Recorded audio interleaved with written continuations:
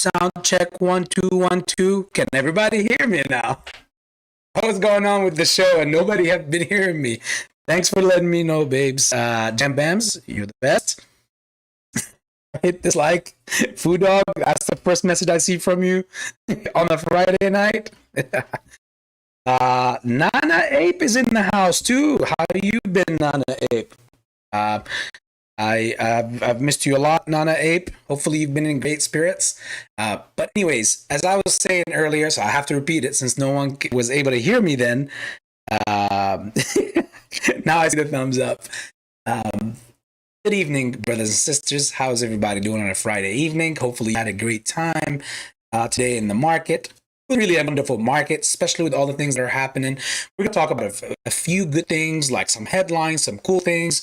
We're going to look at some charts, look at some of the revelations on specifically Tesla, nividia, and V-Spy. Maybe perhaps Meta, which is aka Facebook. I know we only care about AMC, so we'll take a look at that as well while we're at it. But these are things that we always can look at while we are in our wonderful community and in our movement while our meal is being prepared. Yeah, it's probably been overcooking for over 2.5 years, but guess what?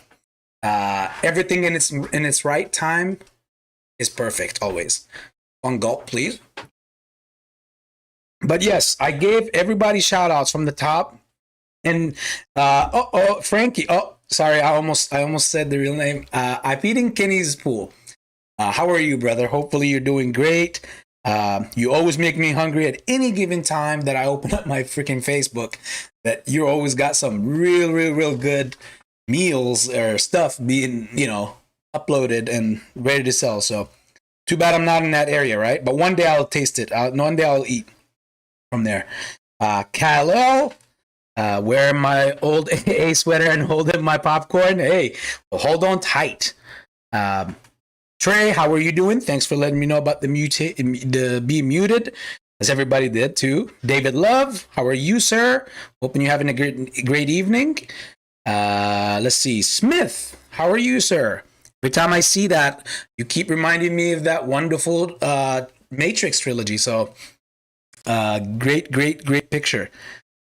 Food Dog is laughing still because the first thing he said is he hit the dislike. While we at that, let's correct Food Dog, and why don't you guys smash that like button so we can get more and more of our dear brothers and sisters out there, aka apes, inside this streams and this live, so they can see all the love and we can feel all the love also and get some of the information that are happening. We got some good intel coming in today, especially with what's happening as far as even all around the world.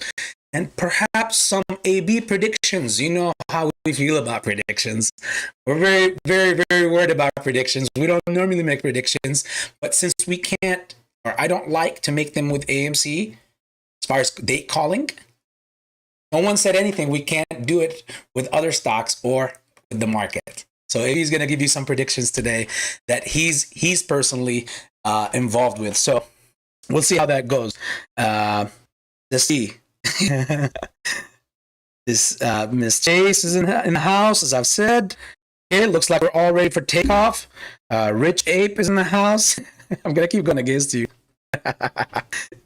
Well, the great Santa, thank you, sir. That humbles me. That means the world to me to hear that commercial was perfect, because I spent hours to make that. It's not obviously anything that's highly produced or any of that, but for me, that was a great achievement in those days. It was something nice. So thank you for the nice sentiment on a Friday. It definitely made my night.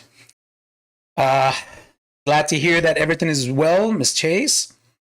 Let's see. Well, I got my beloved Jam Bams in here and, policing the community. Hold on to your Fifth Amendments, people. And then also Nana Ape. I think we're set. Don't you mess with them. Two ladies, they will definitely take care of you.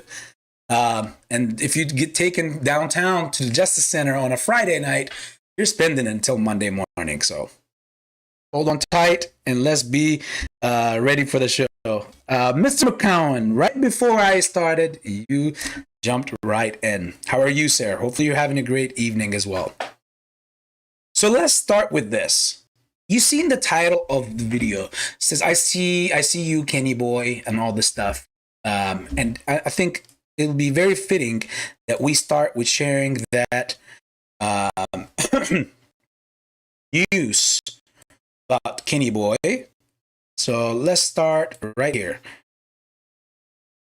Nothing new from our dear Kenny, right?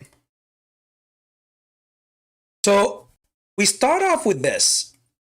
Citadel Securities seeks top lawyer to replace Harbert, and that is basically the person who wrote the article saying is correct. So as we read here, they got their new top lawyer, and guess who it is?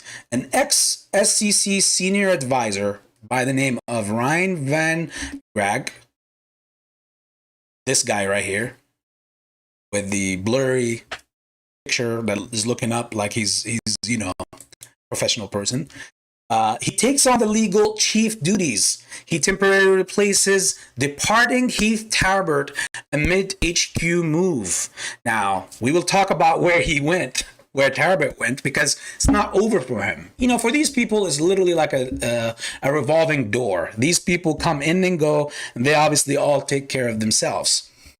Now, the Citadel Securities LLC is counting on seasoned legal hand Ryan Van Grag. I'm almost calling him Gag. As the market maker parts ways with Chief Legal Officer Heath Tarbert.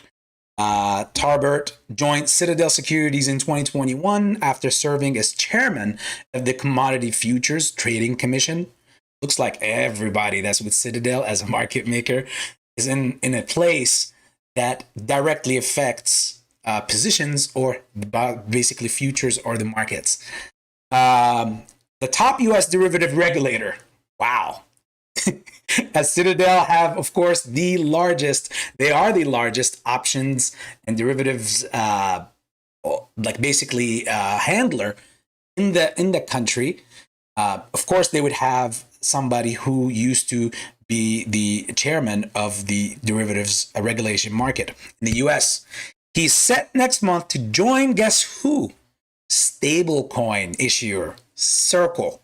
So the guy that was with Citadel, basically, as a lawyer or as the chief counselor, now he's heading to Circle, aka USDC. So and we will look into that in just a second, so you guys can see that.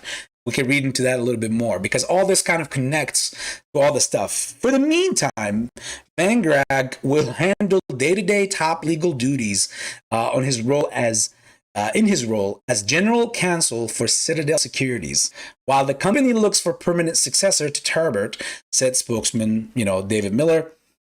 Van Grag was not available for comment, as always, who was the former senior advisor to former U.S. Securities and Exchange Commissioner Chair Mary Jo White. So this guy that's in right now, temporarily, as they claim, he's the same guy that used to be the senior advisor to the former head of the SEC, Mary Jo White.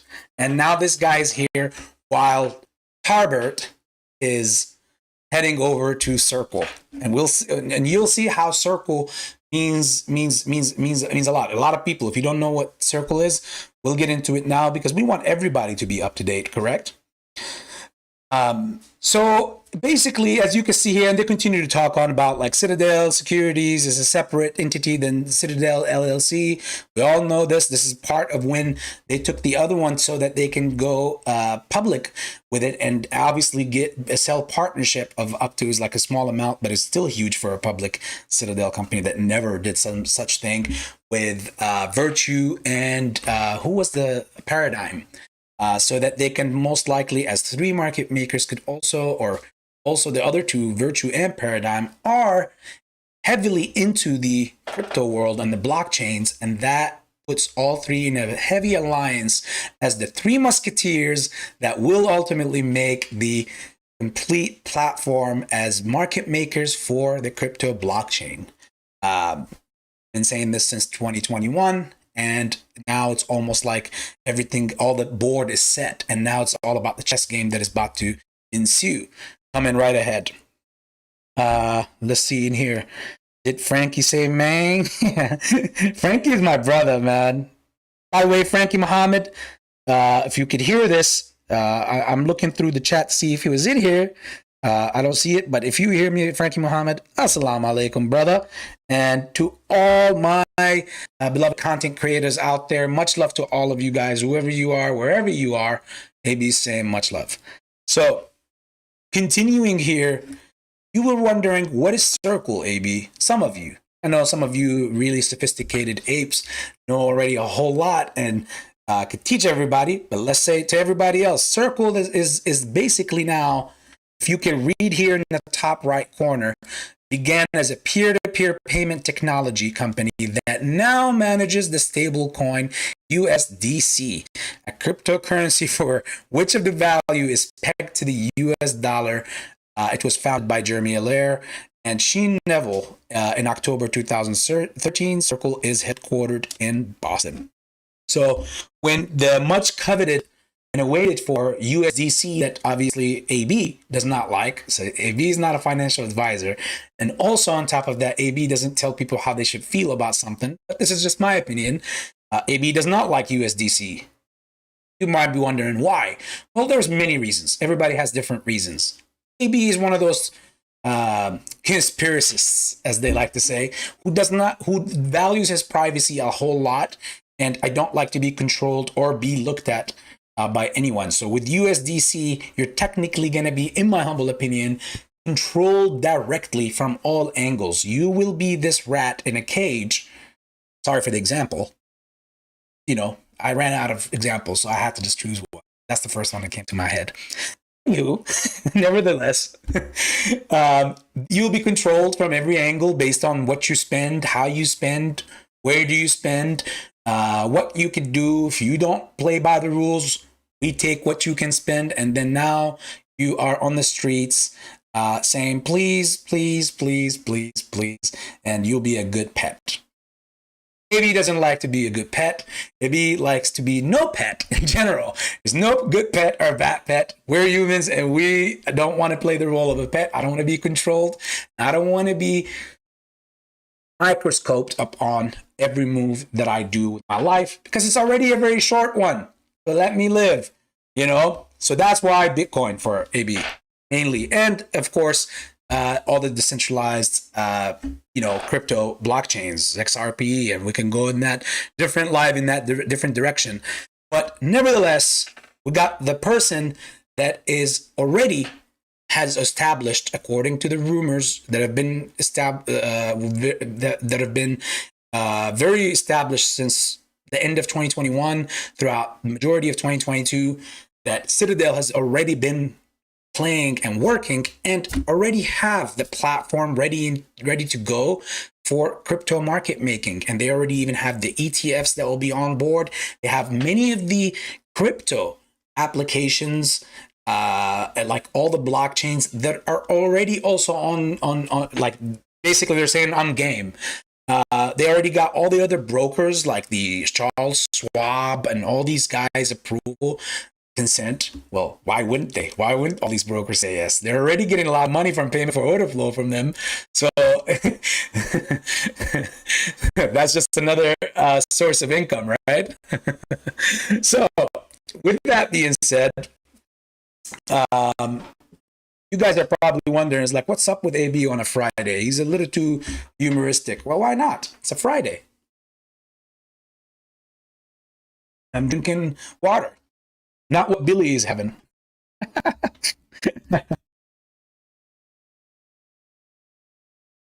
Let's see.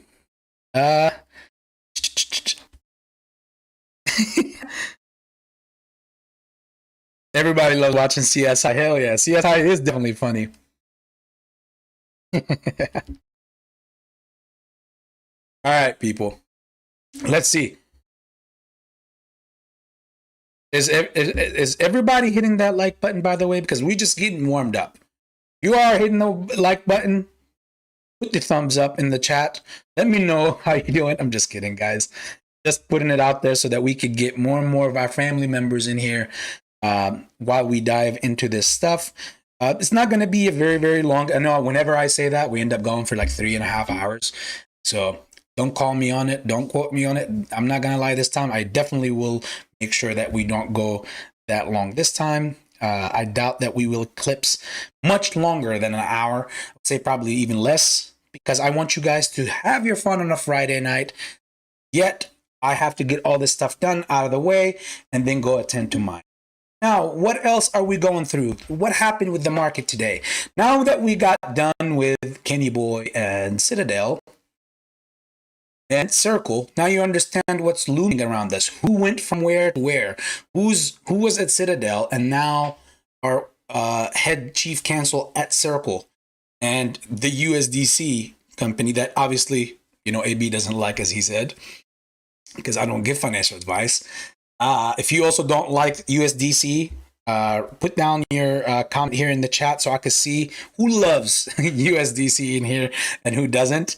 And don't worry, no picking on nobody here. We're all family, even if we like USDC or if we don't. In the same time, we know who used to be the senior advisor for the head of the SEC and now is taking the role as the top legal advisor in Citadel Securities, which obviously is just so ludicrous that it's like the writing is all over the wall on what's basically happening, how things keep happening, and who goes where. And it's like literally, like I said earlier, a revolving door amongst all elites, and they get their people. And now you have somebody like this guy who's basically made up even a page and he's saying, look, I'm senior deputy general counsel and I'm based out of Chicago, Illinois. But guess what? Well, Citadel didn't even, they hired you as their top, but they didn't even give you an office in Miami. Somebody tell this guy that they moved from Chicago to Miami. I'm pretty sure they'll find him a cubicle somewhere in there. But the fact that this guy wrote all this, like somebody wrote this website for him, it's just a basic website writing about, look, the great honorable Ryan Van Greg is the person here. Kal-El does not like USDC. Much love, Kal-El. And the Glock is in the house. You're not packing as you're coming in here tonight, right? The Glock. You always get that. Like whenever I see the Glock, I'm like, look at that. CSI is in the house. Did somebody say CSI was funny? How was your Friday evening, brother? I just now seen it. Number one son dropping in to say hi. Well, hello to you, sir. Hopefully you're having a great Friday as well. I've been seeing also all your videos. I'm always up to date. Huge fan as always. So as I always tell my community, if you'd like to be entertained, go watch number one son you see here, Fartilactic Calculus. I think that was the best time I've ever said it. give him a look and see. He's definitely interesting and definitely a great motivator, especially one of the community. So he's one of our own. Why not? And I've seen he has the talent for making these snippet videos where it starts with the signature of the number one son, and it goes on to it's just something that I would love to learn how to make one day. So maybe you could teach me that one day, sir. But amazing individual, a beautiful human being inside out, and we're glad that he's on our side here. See? Okay. Glock is saying all love. All right. So he is packing, but he's on our side. So it's all love. We ain't got to worry about nothing. All right, people. So we talked about Kenny Boy. We talked about Circle. We talked about this Ryan guy, Van Crack. And sorry, no pun intended.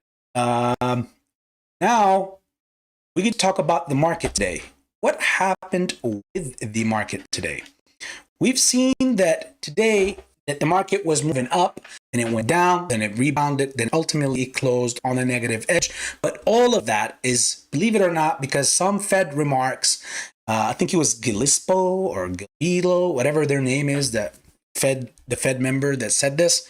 But the Fed said that the industrials have felt as global trade flows slide on the month of April.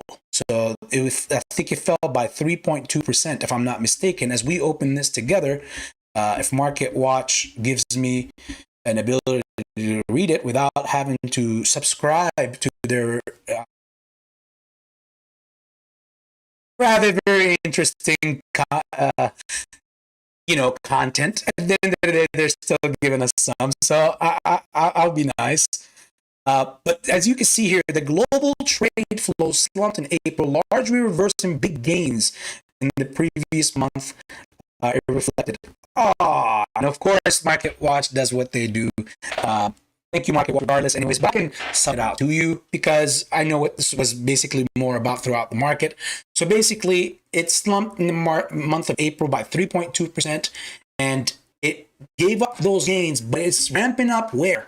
In China. So we just heard yesterday, or the day before yesterday even, Ken Griffin, the Honorable Kenny Griffin, Kenny Boy, he was in an interview in Hong Kong, China, just a few days ago.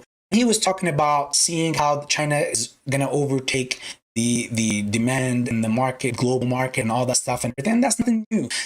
My opinion, humble opinion, China has been the industrial country in the world, like, in forever, since I could remember, like for the past at least 15, 20 years.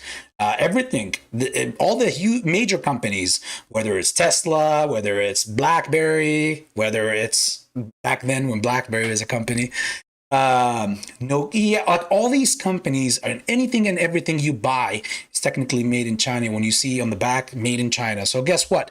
It comes to me at no news that they are overtaking us in that demand as far as industrial. But what is really ramping it up for them is the fact that they have lifted off all the COVID restrictions, right? That stuff is still around.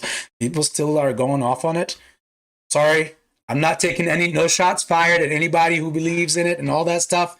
After all, I was vaccinated. So yeah, let's not go down that pothole. All of a sudden I got thirsty.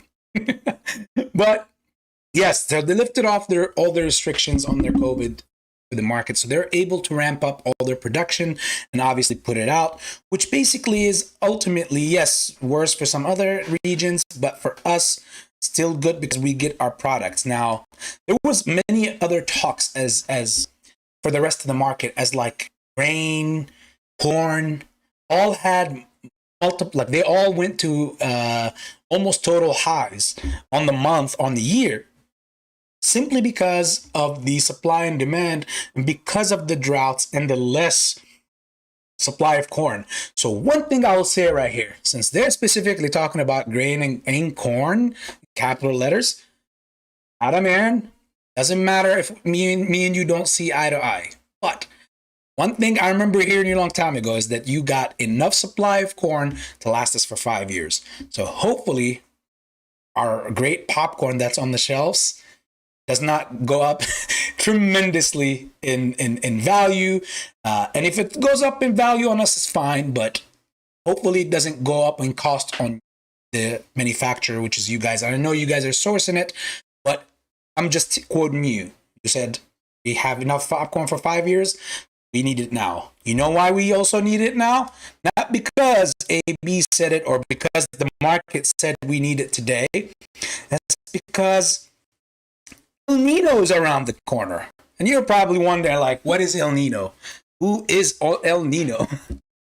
Before I go further on El Nino and who's El Nino, we got Derek A. Happy Friday to you too, sir. Much love to you. I want to always show some love to everybody that's in here. And I'm glad that my face on the camera is not covering up all the screen, because you have to see basically what I see, right? So, what is El Nino? El Nino is something that basically happens every 2 to 7 years. First, I thought I was like, what is this? Like a movie, like a kids movie, like Finding Nemo or something? I swear to God, that's exactly the first thing that came to my mind. Um, El Nino is basically this condition that happens every 2 to 7 years, and apparently here it says El Nino is back. Uh, the NOAA says, will that help fuel Earth's hottest year on record? So we're in hottest global warming and hottest temperatures on record so far, according to this article. And you have is saying it's back. It starts with it's back, like it's Arnold, like it's back, like good crack or something. After a month of speculation, infamous climate troublemaker El Nino has officially formed. Federal scientists from NOAA Climate Prediction Center announced Thursday. The climate pattern is one of the main drivers of weather in the U.S. and around the globe, especially in the fall, winter, and spring. By the way, keep those times in the back of your head, because throughout the stream, you're going to find a trend that's going to ring in the back of your head. And we'll talk about it in the comments as well, and we'll continue to address it. Remember those timelines, okay? So, as they said, in the fall, winter, and spring, depending on its strength, El Nino can cause range of impacts, such as increasing the risk of heavy rainfall and droughts in certain locations around the world. Said, I can't say that name, it sounds like a French name, a climate scientist at the Climate Prediction Center. According to the CPC, the odds of it becoming a strong event at its peak, pretty good at 56%. So that's really high chances. Chances of at least moderate event are about 84 chances, which means that the best case scenario for us here is that we still would have an. And I know I was able to find Nino, but here, as you can see, Billy Bat says Nino in Spanish for Nino. So Nino in Spanish is actually Kid Christ, I think, or Baby Christ. And we can see it here. Yes, Child Christ, Christ Child in Spanish. So don't quote me, quote the article. El Nino is a natural climate pattern, people, in which surface seawater temperatures in the central and eastern tropical Pacific Ocean are warmer than average, and it occurs on average every 2 to 7 years. So, name means the little boy, or Christ child in Spanish. El Nino originally was recognized by fishermen off the coast of South America in the 1600s. See, they always say South America and our borders and everything. Now we got El Nino. What's up with these South Americans? Much love to all the South Americans. If you take digs at the politics while he's also talking about the global markets and everything else, and even advocacy. But this has a lot to do with our market. I believe it's because these droughts, these weird waters, these droughts, heavy rains, these will cause many, unfortunately, disasters throughout the globe in many different regions. Some regions who grow a lot of crops will not, and when food supply is constricted or ruined, or there's less supply, of course the demand will never be less. In fact, the demand is always higher, especially on something that's not a want. Food is a necessity. You need food to survive. So therefore, when you have something like this is major, especially if it affects our nation here in the United States and of course the rest of the globe all around. Now, basically, if anybody is interested, and it happens basically, like we said, in the fall, winter, and early spring of this upcoming year in 2024. As you can see here, in this picture right here, she, like this lady, Marlene Lane, attempted to close her doors to prevent a large wave from crashing into the living room of her home near Ventura, California. Wow. And this was back in 1998. So this is what El Nino can do to you. You're in California, you're somewhere around the coast, keep your doors closed. You'll have Marlene or end up finding Nemo right into your living room. Nemo. So as long as you still remember the timelines. Now, one thing I want you guys also to remember, before I jump to the charts and what I feel like is our revelations with the stocks that I mentioned in the beginning of the stream, we're going to go with the current, with this time frames and what's happening right now. I'll tell you my predictions fairly soon. So right now we have also AT&T bids farewell to San Francisco flagship store amid changer consumer habits. Now they're also saying that is it bad audio? One second, people.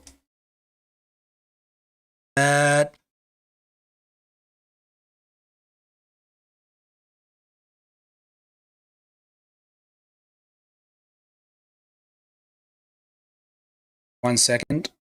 So I'm closing some tabs. Maybe that's what it is.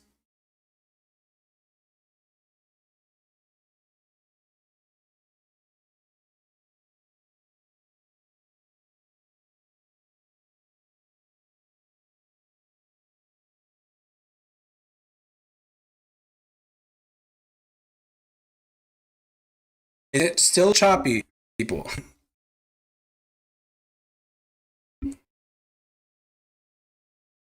Testing. Are we back on board? Hey, assalamu alaikum, Frankie. CSI is bigger than Nino Brown. So, if the sound is back to normal, please give me a thumbs up. If not, then I don't know if you have thumbs down. Give me a thumbs down if the sound is still choppy or if it's not working perfectly. All right, I got a thumbs up here. Perfect. Okay. Sorry, we're back now. See, they're trying. I think it's because I started the show talking about Citadel and Kenny Boy. I think he called the YouTube algorithms and he was like, you know what, guys, I need you to short this guy. You know, he can't speak about us. Okay, so we talked here. Remember the time frames of Nino, the late fall, winter, and early spring of 2024. Those are the time frames. Now we already also have a bunch of these, the layoffs, the job markets, and how it's going down. We got AT&T closing as a flagship store, and they're saying it's because of the changing consumer habits. What that says to me is that consumer have always been around. Consumers always change, and there are always being new generations and all, but there is nothing that will tell me or convince me enough that guess what, I would rather be serviced on the phone or on the internet through a chat page rather than being in a place. If I have a physical problem with my device, whether it's an internet or AT&T device or a phone, and you need to get it fixed, the 1-800 number that connects you to somebody all the way out in Sri Lanka is only going to do so much over the phone. I mean, if you have to make a return or something, ultimately the direction that we're heading to, all I'm saying here is eventually they're going to tell you, do this, do that. If we can't help you on the phone, okay, go to the nearest mailing, office, and mail it in a box to us, and we will, if you don't have insurance, screw you. If you have insurance, pay the $50 or $100 deductible based on whatever device you got, and we will send you a new one. Speaking of office, mailing office, on July 7th, right now, there's a strike. The union of the mails, all the mail clergies, whether it's drivers, sorters, all of them, they're all on strike, and their deal is due on July 7th. And guess what? They're also threatening to stop working or not sort or even deliver mail, until they reach a deal similar to the the debt ceiling that we were dealing with. We needed to reach a debt ceiling limit, and at the last second, they reached a deal. What if these guys don't reach a deal? I still like to get my postcards from my friends on Christmases and holidays and all that stuff. And I still like to get my stuff. I don't want to go through Amazon for everything. Is that something that will benefit Amazon? I don't know. It's just not a financial advice here, right? So I see here, Mr. McCohen gave me a thumbs up also on the, now on the sound. Okay, perfect. We're rocking and rolling, people. So it's not only AT&T and the post office or the union of the mailing and all of that. We also got here Nikola. You knew that stock. You guys have probably, some of you have invested in Nikola. I've invested in Nikola back before it ran after the pandemic happened in 2020. Shutdown happened. Nikola was in crazy lows, and just about any stock was at any low. And wherever you bought, if you held it past the reopening of the market, you made some handsome money. So as you can see here also, electric truck maker Nikola Corp laid off 270 workers Friday as its cash to run the business shrinks. And yes, which company in these days their cash is not shrinking? I wonder, will Nikola also go through a reverse stock split? I'm hearing crickets in the background. So are you. Oh my God. Okay. Moving on from Nikola. So that's another company that's laying off 270 people. What also we want to see? Let's look at the big picture, okay? I know you guys like pictures, so I'm going to show you the big picture. We're going to look at this. We got all this right here. It's a tracker that tells you what happened and who's laying off and what. We'll start with Tyson Foods. Odds are every person in here has eaten some sort of product from Tyson's because they're all over every retailer or major e-commerce store, whether Walmart, Kroger's, Rumpke, whatever the chain is. But odds are you have tasted some Tyson chicken or at least seen the commercial. So the meat giant is also laying off 15% of his senior leadership roles. So even those guys are not safe, right? And 10% of corporate roles. And then according to also to the memo, they've announced this, which allows them to operate with more speed, basically. I don't know how. So with less hands, they can produce more. I don't know how that speed will work. And agility as well. So I don't know. Are the workers going there to run a marathon, or are they going to process and push? Because last time I checked, the number of the inhabitants in the world is increasing, which means there will be much more demand for Tyson chicken, Tyson food. So I don't know what the employees are going to do in Tyson's warehouses. Are they going to run marathons, or I don't know, to be very agile and fast? But the company also said, while these decisions are never easy, of course they're not, they are necessary, and over time will make Tyson's food stronger. Yeah. Thanks. That makes me feel better. If I was one of the employees, oh, wait a second. The employees are right underneath it. The cuts come after Tyson announced layoffs of nearly 1,700 workers in March alone after closing 2 poultry plants in an effort to boost profits. So that's what's really it's all about.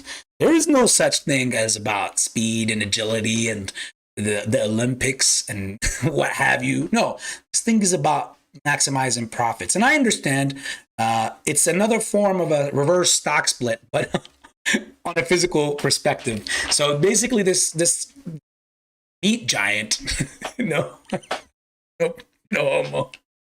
So this meat giant basically likes to cut some of his plants, close down some of their plants so that they can go ahead and continue operating and continue reap the same profits. So instead of pushing out more meat, Who knows? Somebody might be, in need. And now that they're pushing out less, they still want to reap the same profits.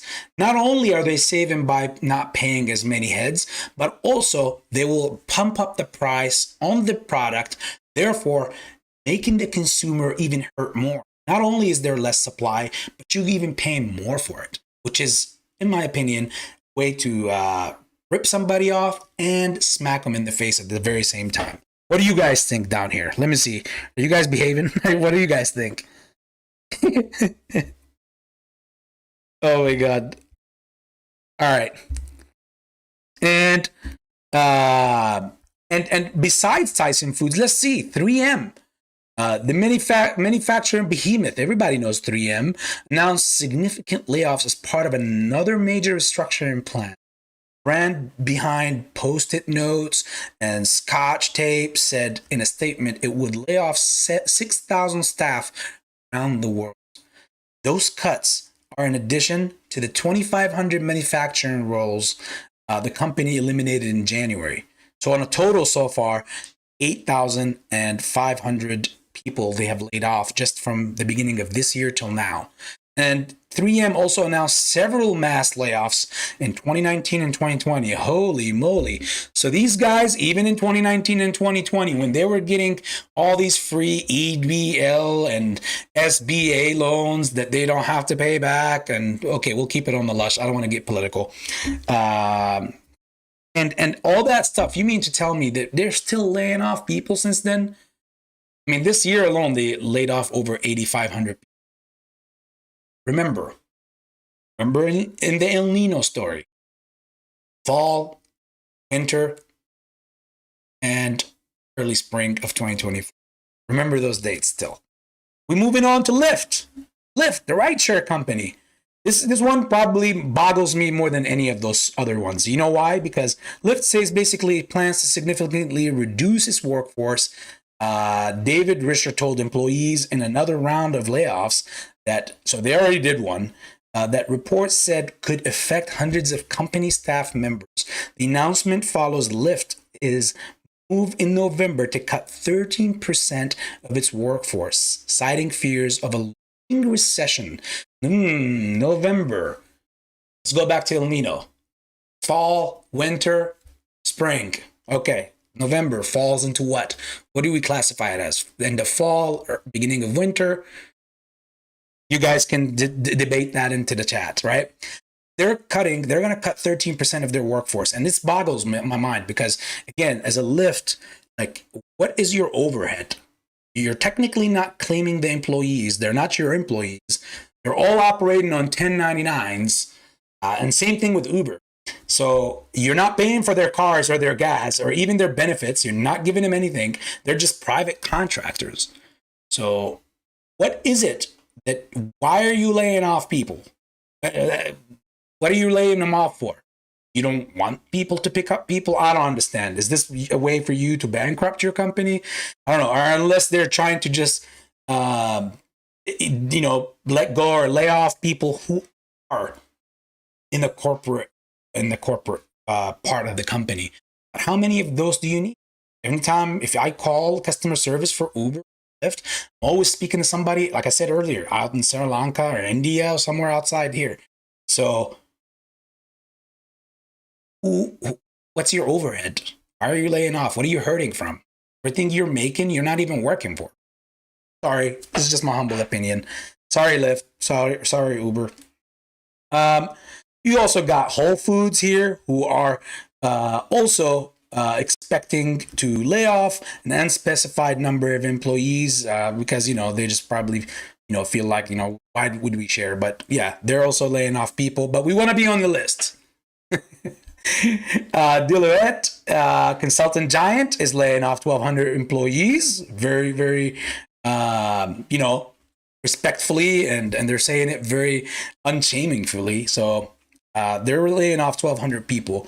BuzzFeed, the digital media company, announced 15% reduction in its workforce, or about 180 employees. That's also something.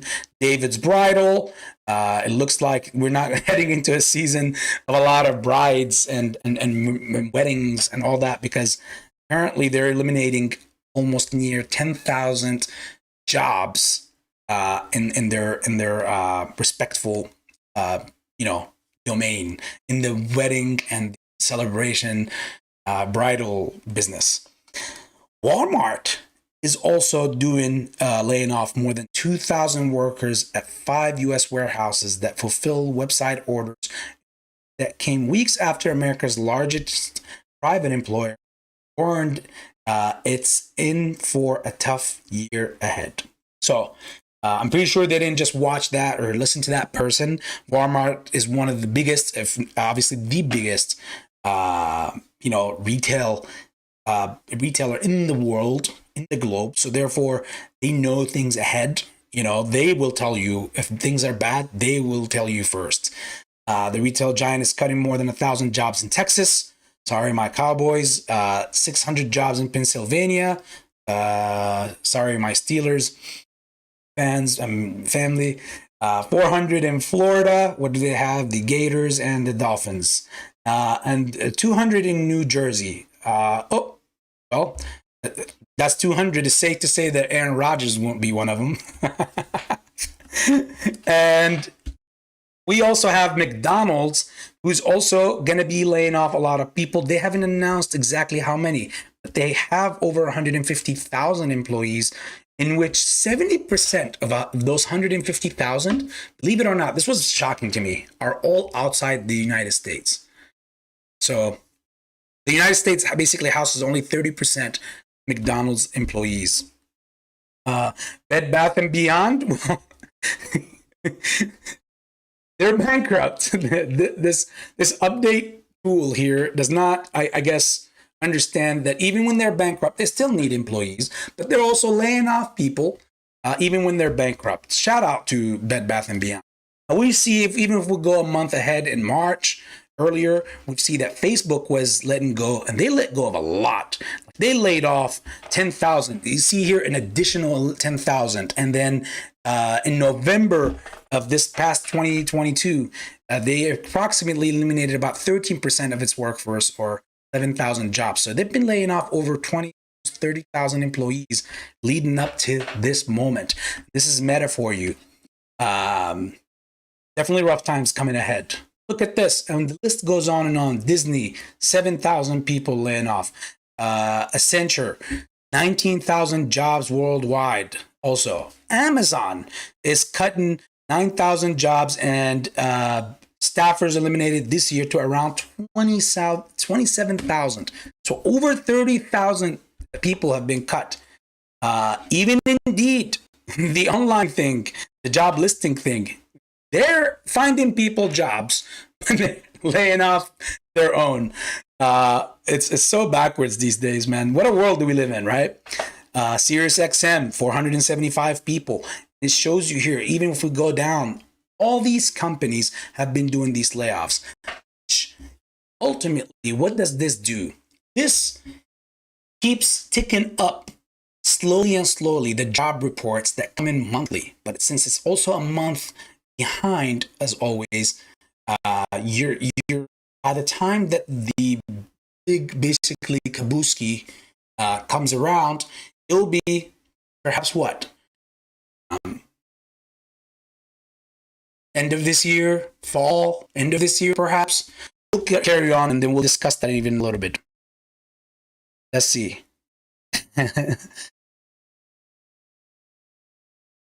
I see here people, everybody is cool. Ape strong together, of course. Nana Ape, hell yeah. Captain No Likey, how are you doing? Nice to see you around, my friend. And then ultimately, after the layoffs, we've talked enough, because there's a lot more about layoffs, but we talked enough. Here's a crazy one. The US FDA advises COVID vaccine makers to develop shots aimed at XBB.1.5 variant. So first of all, we all know, I don't know if in Ohio we are in a different world or something from the rest of the country, but the whole COVID buzz has completely died out here, like all the way. So I don't know. Maybe it's just an East Coast, Central America kind of thing. I don't know if it's still buzzing everywhere else or something, and people still talking about it. But here's completely died out. However, the fact that it needs to develop, FDA is advising these makers like Moderna, Pfizer, and Novavax develop shots aimed at the XBB variant, .1.5 variant, like even iPhones and Samsungs have better updated versions. I think COVID is losing its war here. And then you got right underneath it BioNTech to defend itself against COVID-19 vaccine injury claim in Germany. And obviously we have a lot of that here, but they had all these things back. I remember in 2020, they had all these disclaimers saying that, hey, you're taking this, even if something happens to you, it's all on whatever. But I think that with enough and many more people cases or something, I'm pretty sure there's easily could be a public outcry that could bring down something, could cause something to happen, which is ludicrous in my humble opinion. You see here, and this just came out yesterday, you see Pfizer, Moderna, and Novavax have made it clear that they need time to make tens of millions of doses of shots that would be available in the fall. Damn, El Nino. Fall, winter, spring. These three stocks, okay? And again, AB does not give financial advice whatsoever. You do what you do on your own. So far, people, you got El Nino in the horizon. And you got these people saying they made it clear that they need time to make tens of millions of doses of shots that would be available in the fall. Am I seeing a trend here that XYB, whatever, XB1.1.5 dash whatever variant coming up and surging on the horizon and all this stuff? Guess what? Look on these stocks, you'll see that these stocks are not doing too handsome.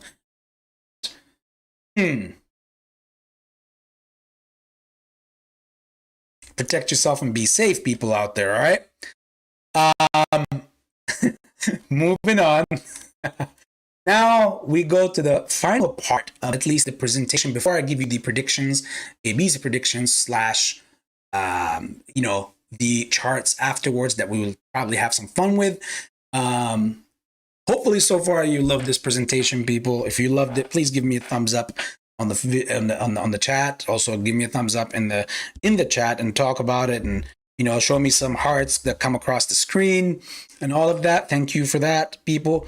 And let's continue with this final one. We have here recession, yes or no. Why Deutsche Bank out of anybody? Deutsche Bank says an economic downturn is 100% inevitable. This is a cool read, people.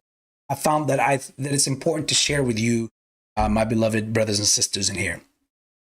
So the odds of a U.S. recession, according to Deutsche Bank, have been hotly debated, with the labor market and consumer spending showing resiliency even after some of the most aggressive interest rates hikes in history. But Deutsche Bank sees 100% probability, not just a possibility, the U.S. will have one.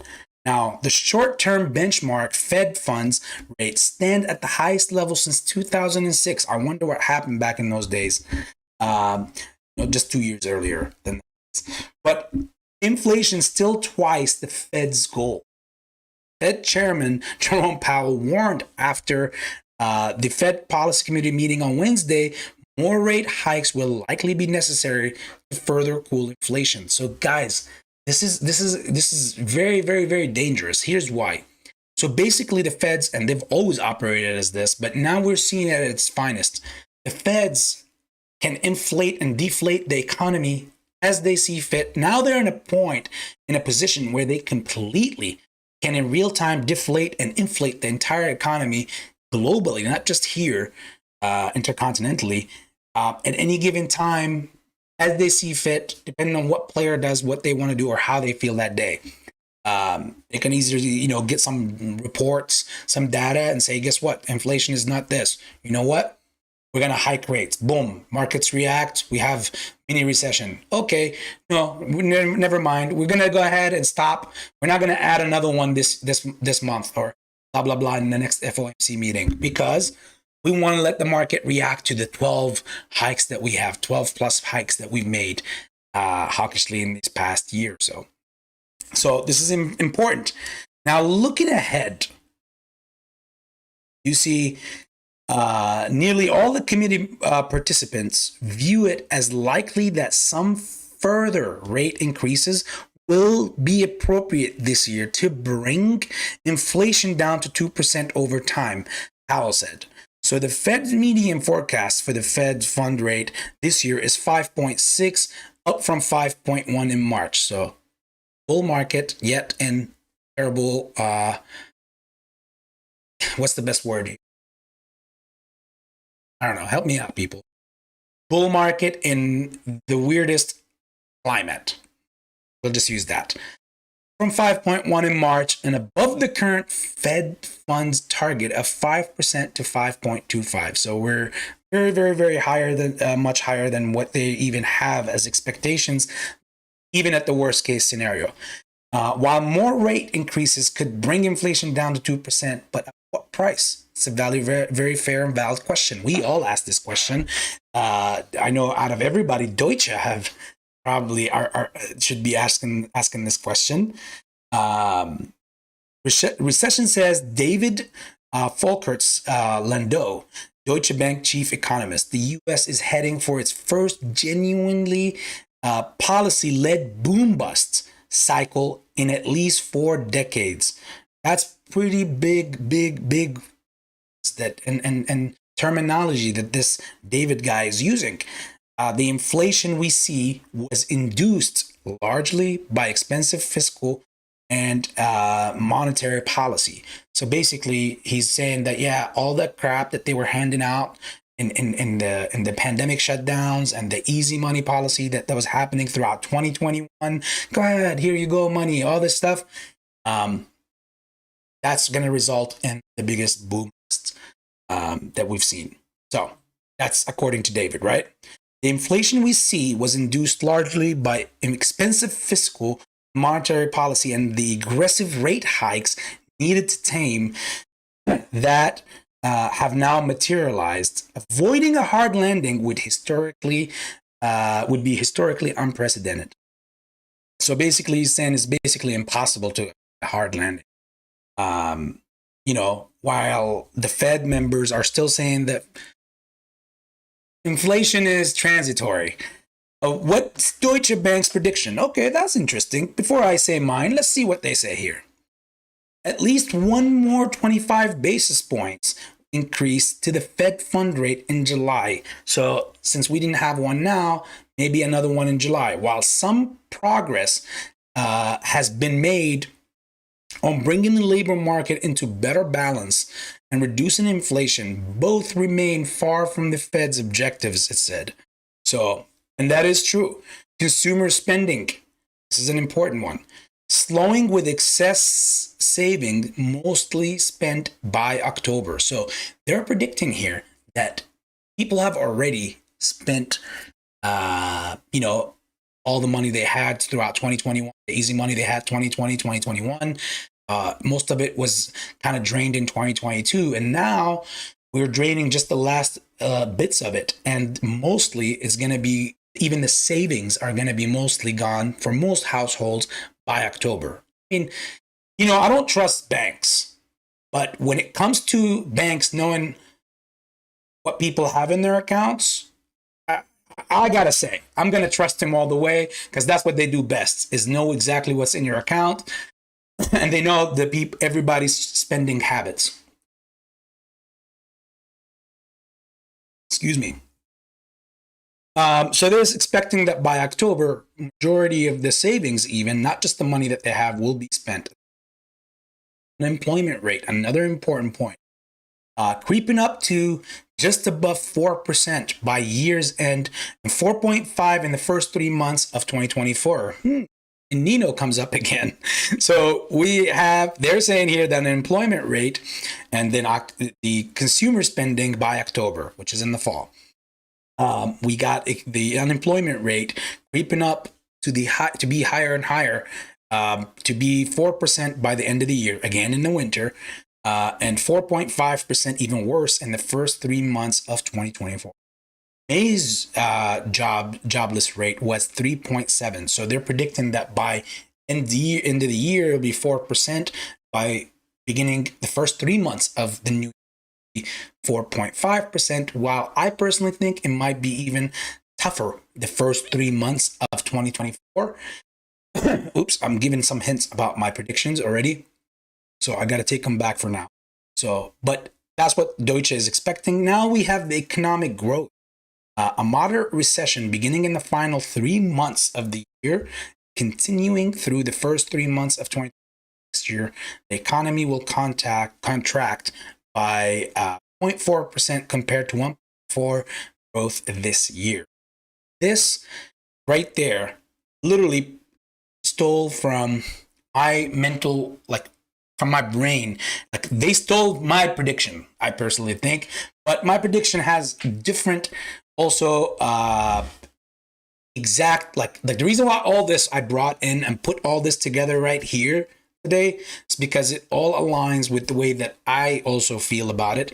Hopefully, it makes some sense to any of you guys. Again, the family comes first all the time for me.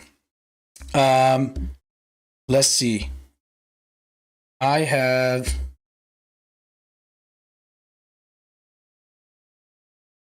Mikey J is in the house. Look at that. My chat was stopped for a minute. Dino Mike, how are you? Look at that. Yucca is in the house. How are you, my friend? Taka Frida. All right. Much love to everybody here. Mikey J, how you been? You are the true GOAT. Thanks for stopping by. And we'll continue on to inflation now. The consumer price index, Deutsche Bank says, is around 2.7%. And the core consumer price index, excluding the volatile food and energy sectors, near 3.5% at year's end. May's consumer price index was 4%. So yes, while inflation could be dropping, it's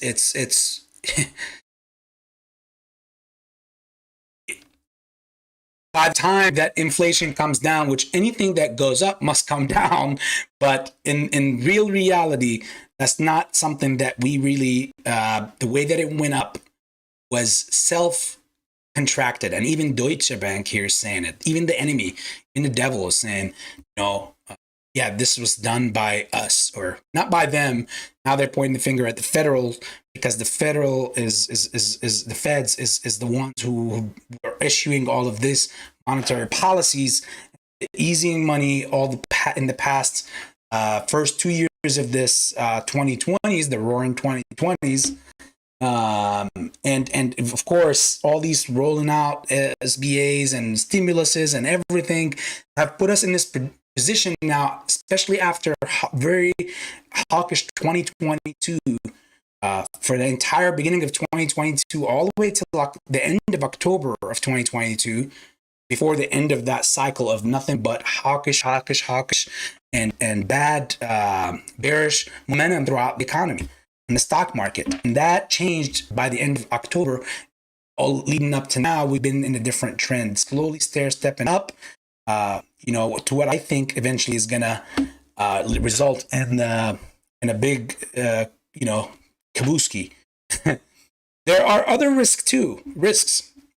Geopolitics could affect the investment bank's outlook too. Of course, here goes the two countries in conflict could intensify, as well as U.S.-China strategic competition continues to rapidly continue to go up. And another risk is a strong El Nino event. Here goes El Nino again, people. to fresh inflationary pressures from higher food prices, and that's where it will hurt most.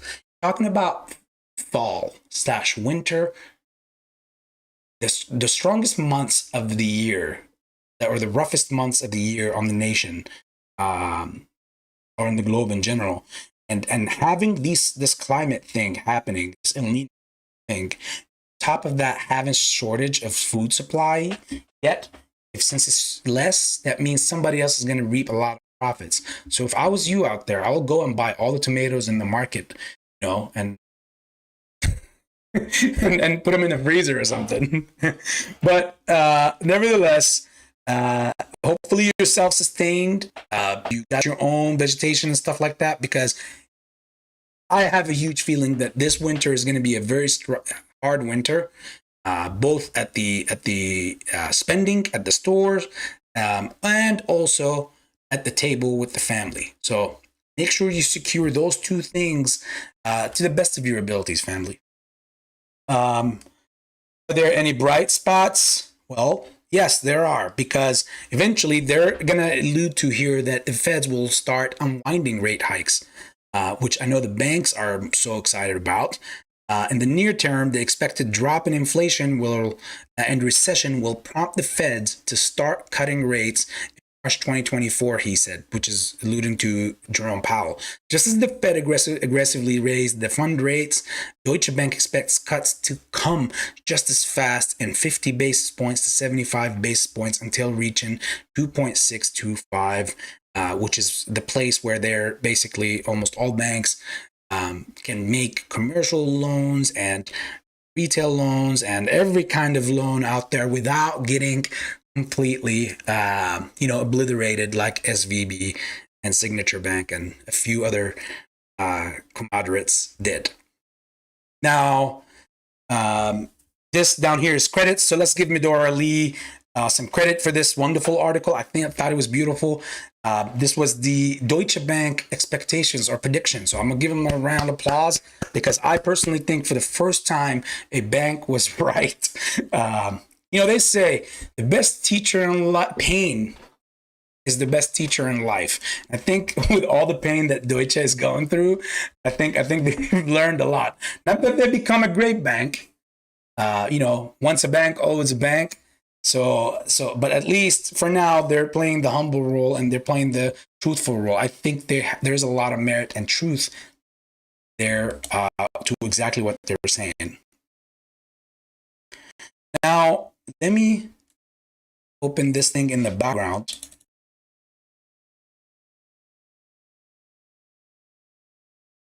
AB is pronounced douchebag. You're right, Fooduk. KL, how are you, my friend?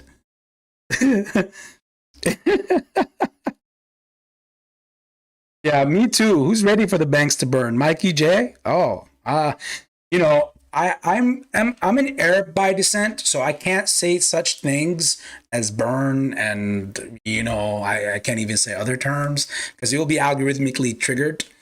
Just kidding. I'm an American, but still, I had to get my fair share through the unfortunate past of stereotypes and all that stuff.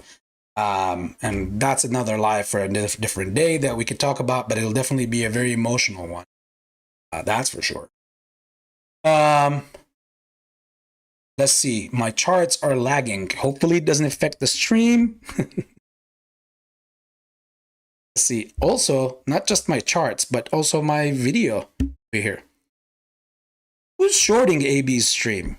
Any of you guys know?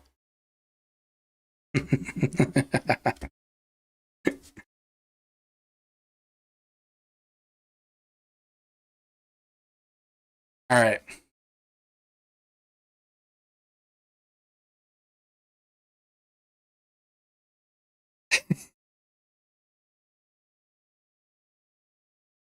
All right.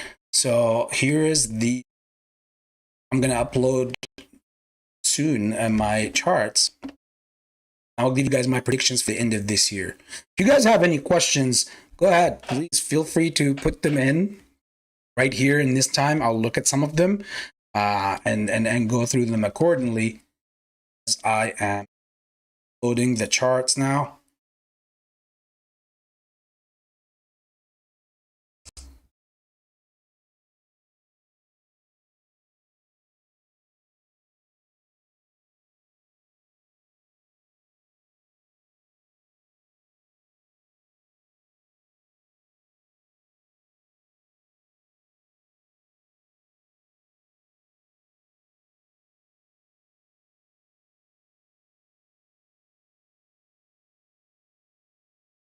Gotta make AB very small right there so that everybody can see the chart when I maximize it. I don't want to be like, just the whole face on screen and then you guys can't see the image. Let's see when it updates.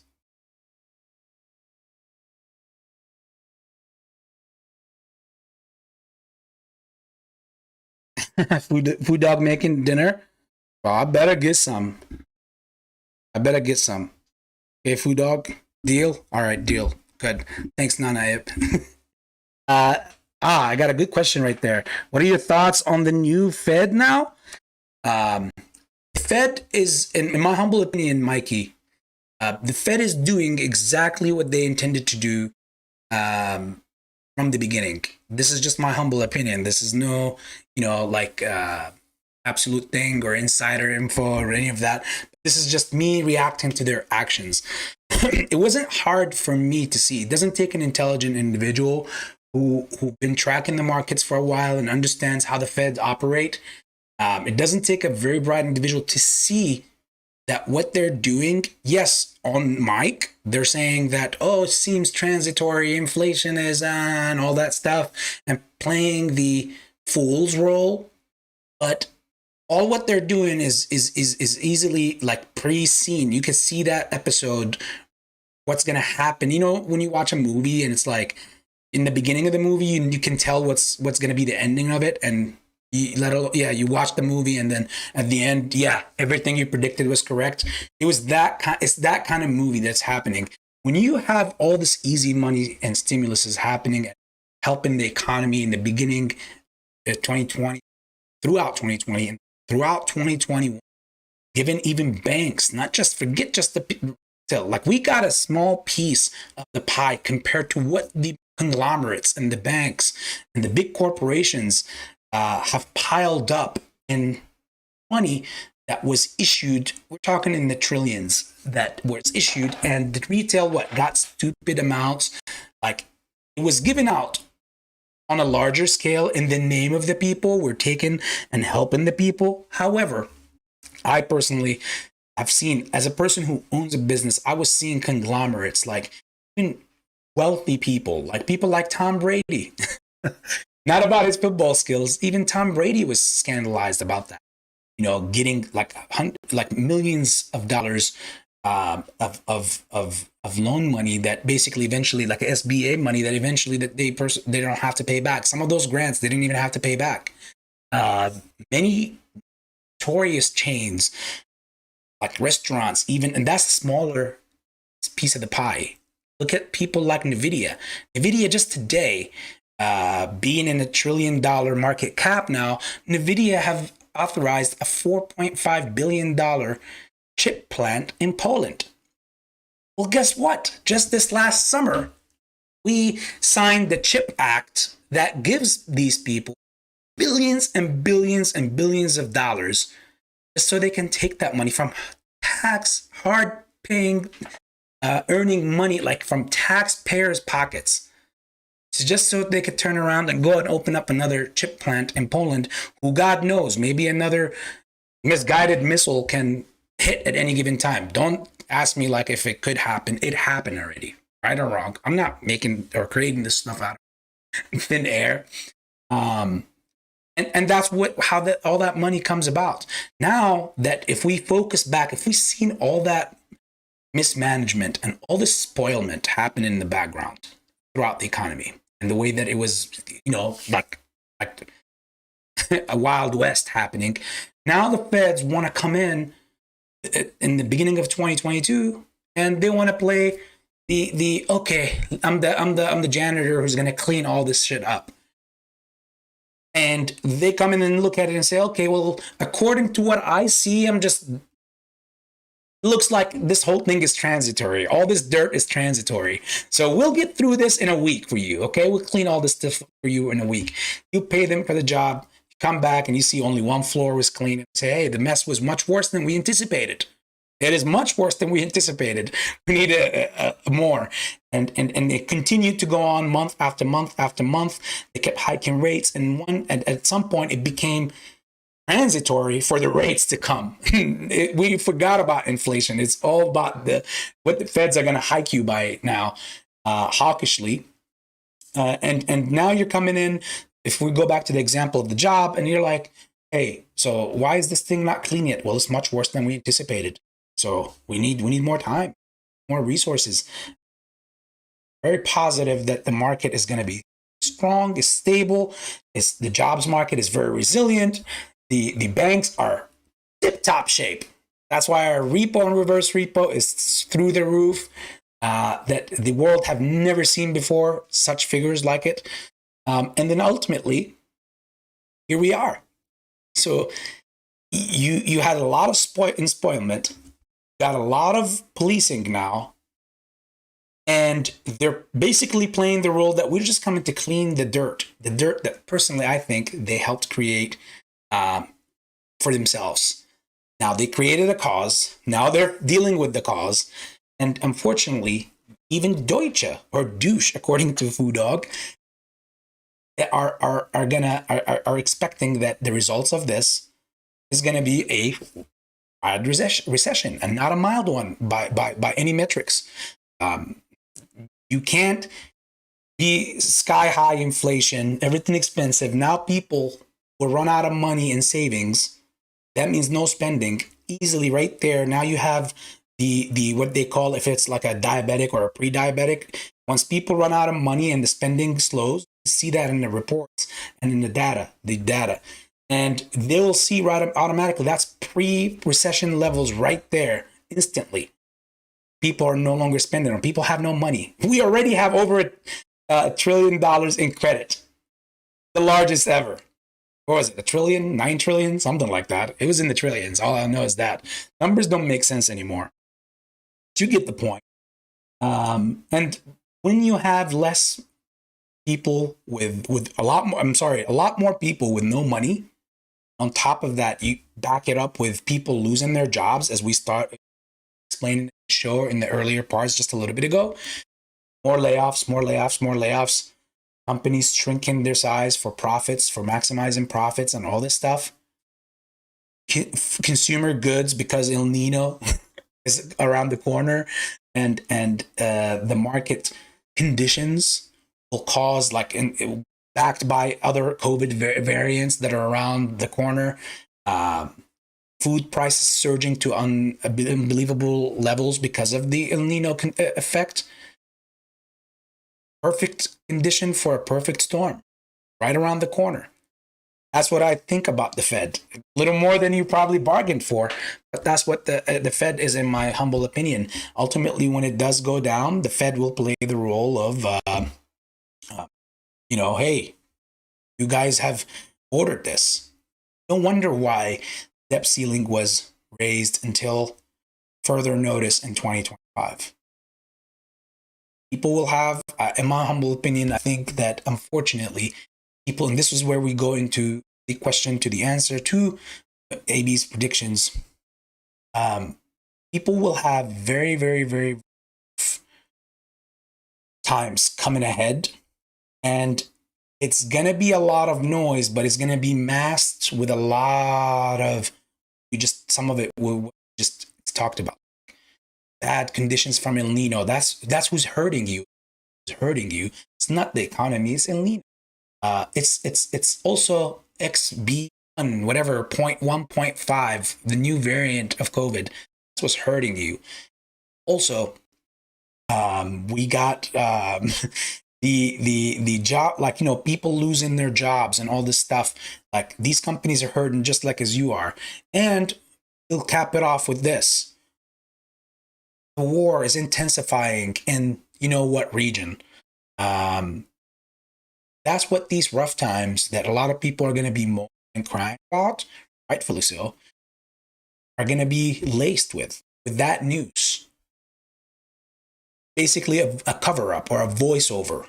So hopefully that answers that, Mikey, and a little bit beyond even. Jeffrey, the one and only Roja. Darren, Bogan, how are you, sir? Definitely a new name, but I expect to see it as a regular. So welcome to your new home, Darren. My home is your home, sir. And hopefully you're having a great Friday as well.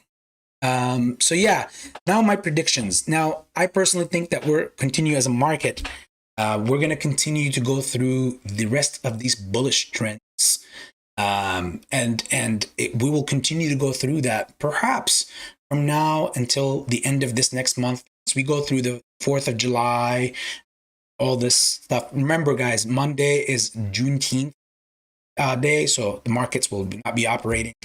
However, I think, as I was saying earlier, as I continue to say, I think that we're going to have a continuation in the bullish trend, even though a lot of people are calling bottom in the background.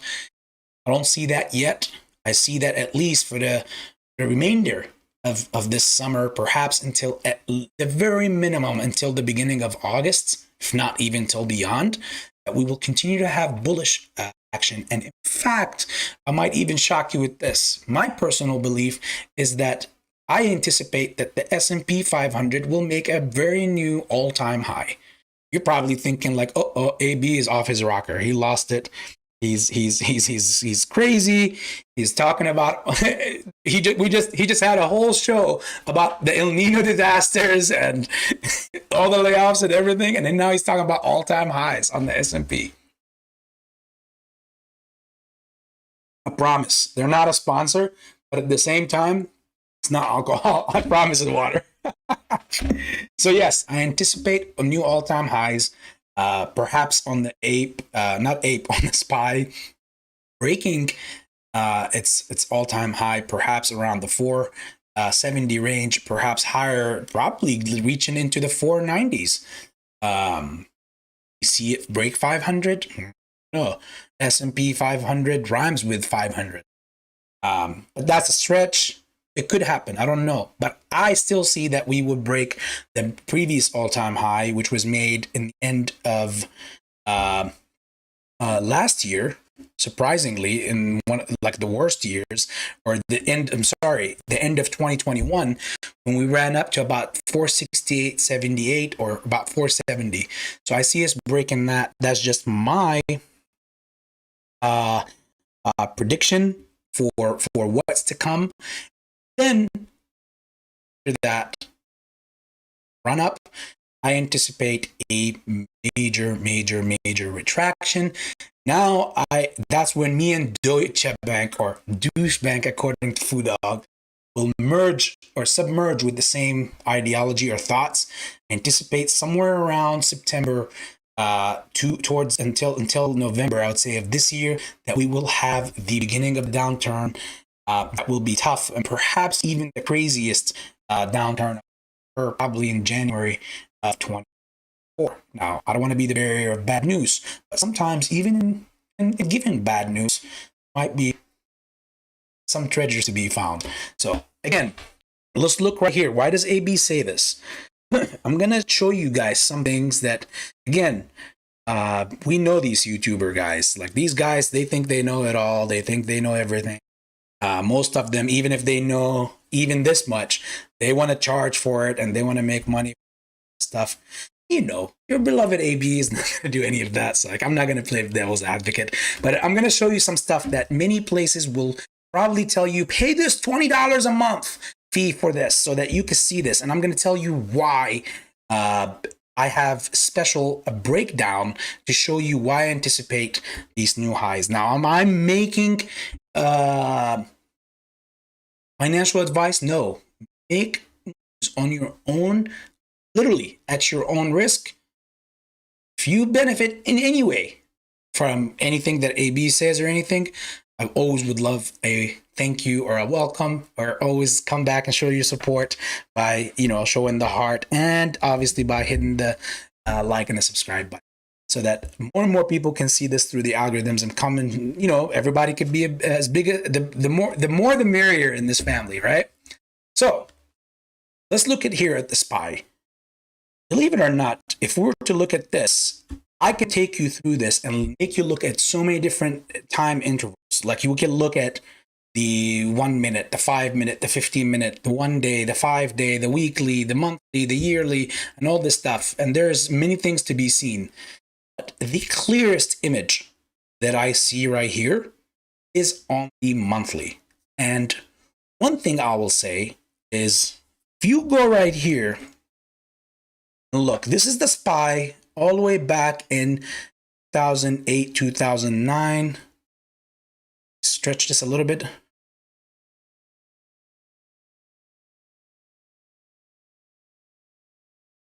This is the SPY in 2008 and 2009. So after the crash that happened, tell me, if you guys in the chat here, tell me one thing that you see that you see in this chart, just from this point on out, after 2008, 2009 recession or crash that everybody remembers.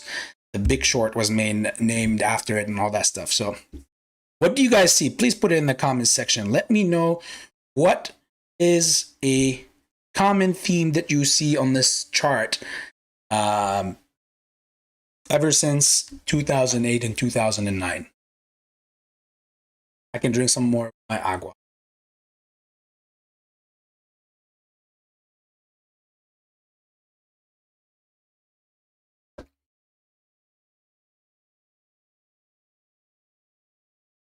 Look at that. All these love hearts and the 100%.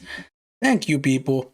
Captain No Likey is giving me saying there is a golden cross. Okay, you see one. I see one too. Cool one. Where do you see it at? Let's point it out together. Right over here. But that's also not the only thing. You see it right here in 2012. Ever since then, the market never looked back on a monthly time frame. And Mikey J, to the moon! Nana Ape is seeing rainbows. That's correct, Nana Ape. Spot on. Who else? Look at that. Darren, Golden Cross. Yes. Not only it had the most, Broke Ape saying, okay, it had the most volume, but EMAs chose the same path, Golden Cross. All right. Bathtub licking tile. Tree licking it. I read a little too much. Thank you, Jeffrey. Okay, besides our beloved site right here in 2011 for a Golden Cross, which of course did not fail, as you can see, to the moon, but now that we are 13 years later. But one particularly interesting thing here is that the SPY have, since 2008, 2009, have always made higher highs. Yeah, you heard this right. Let's go through it together. High right here, dip, high right there, dip, a new all-time high right there, dip, continue to run all the way from 2012 all the way until 2015. So there was a 3-year roaring era, I guess. I forget which administration was that. Yeah, which administration was that. Anyways, we have a new all-time high right here in 2015. Now, I want people to also continue to pay attention to this. We had a little dip, and guess what we have after that? A new all-time high in 2018. Guess what? A little dip, and then yet again, in the end of 2018, another all-time high. We take a dip, and then in the beginning of 2020, so in the beginning of 2019, we take a dip, and then we take another major run, claiming a new all-time high in 2019, in the beginning of 2020. Of course, after that, we know what happened in March of 2020. And then, since then, for 2021, for the entirety of the second half of 2020, all the way until the end of 2021, we made the most recent time high. So, why is this important for AB? The fact that the S&P 500, this shows me in a chart historically, compared to the last 16 years or so, historically, the SPY have always made new highs. Like yes, on a long term, but it always have made, like, you don't see a chart like this in other stocks. You would not see that. You would see something like going up, then you will see it down, and perhaps 5 years later it might retest the all-time high or something, or below it, or the all-time highs in the past, and never seen it again. But this is exactly it, Darren. You put it correctly. Exponential growth.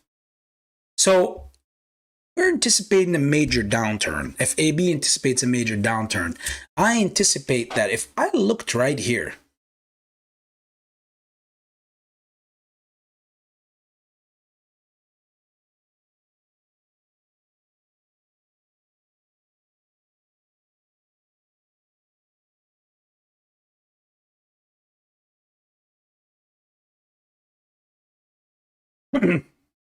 if we go back to 2016, all the way running to 2018, this is the most interesting one for me. Then we had a little pullback. Then we made a new all-time high by the end of 2018, so it didn't take long. If you look here, my dear family and friends, you'll see that we have an all-time high here in the end of actually exactly materialized in January 6th of 2022. So basically the beginning of 2022.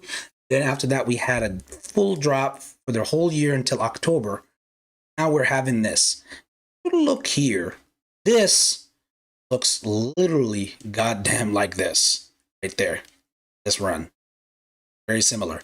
Then that retest right here could represent this. And then the next run, since the SPY have made a trend for 16 years to constantly make new highs all the time, new all-time highs, and this, to me, looks like this. Oh, ABV wrong? Very well. Definitely could be wrong. I see a lot. I've explained to you things that or showed you things here that I know that many people just will not break it down this way or even tell the others, because, you know, everybody's, I guess, feels like nowadays like they're holding on to a secret. PV,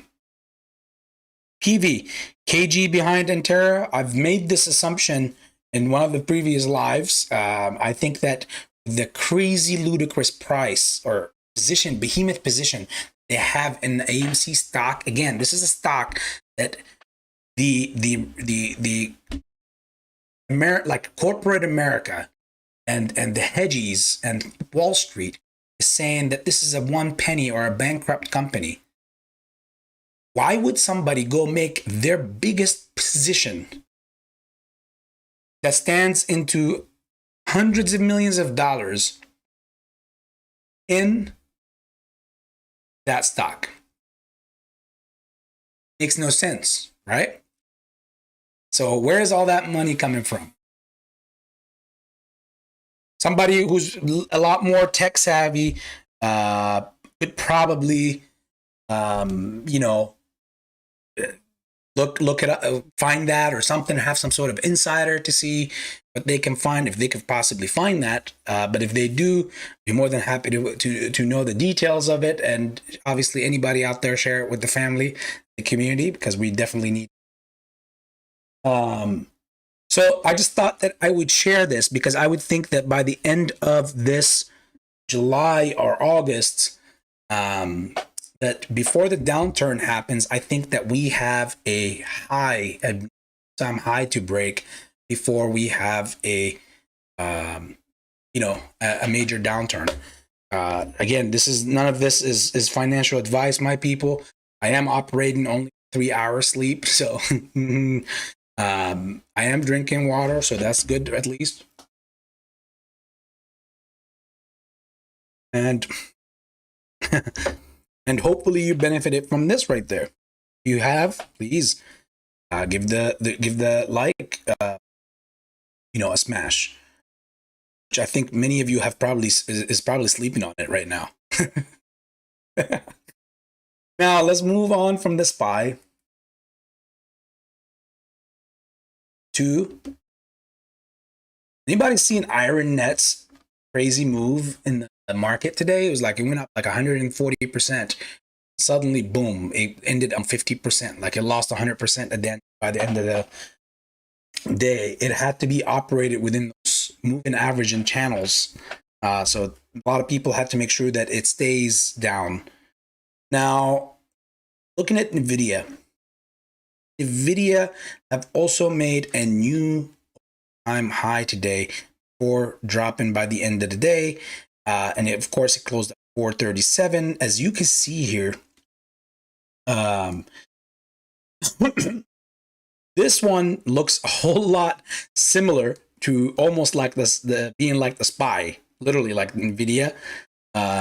It's extremely, like, this one is showing the makeup of a crazy, as you can see, like run throughout this and here, and then a major downturn. But what can we see here in the moving averages? We're seeing that the golden cross happened right here back in like 2015, and on the monthly time frame, obviously it continued to run ever since then. And now we see here divergences happening between the lower moving averages with the higher moving averages, and as they diverge, like you see right here, and then eventually the low end moving average crossing the higher moving average to the upside. Of course, the divergences means it's very bullish. And guess what happened here? Yes, a crazy brand new all-time high run happened. It materialized back here in the early part of 2023. It materialized in February 2023. The move actually started in January 30th of 2023. However, because moving averages and divergences can be tricky at times, you have to have and I spoke about this yesterday, you have to have a confirmation of the change of direction. So like, instead of waiting like instantly and then get tricked by a fake out, you basically have to have a confirmation. And so here in February of 2023, about February 28th, exactly the beginning of February, that's when it has materialized and it was confirmed. And believe it or not, NVIDIA was at 164. Right now it's at a behemoth 426 at the end of the market today. It made a new high today at 437. I personally know a lot of people who made hundreds of thousands, if not even millions, on these runs right here in this past month or so, couple months actually. So that's what's up with NVIDIA. And the shocking part here is that, again, I don't do any financial advice. I'm just giving my opinion here, people, family. This is also going to have a continuation, in my humble opinion, to continue to go further before a major downturn. Yeah, you could easily have small retracements around here, but eventually all these moving averages are so far below under. Yes, this is a risky place to buy at. This is the place where most of the institutions will be looking to start taking off profits, similar to what happened at the beginning of this month. And NVIDIA made a new all-time high right here. Then suddenly it dropped right down underneath $1 trillion. And guess what? Not even a week later, it continued to run. And by the end of this week, a new high. So this is just extra buying, but some people were collecting profits, and it's mostly institutes. Moving on from here, covered SPY, NVIDIA. Let's look at Tesla, as I promised, and then we look at AMC.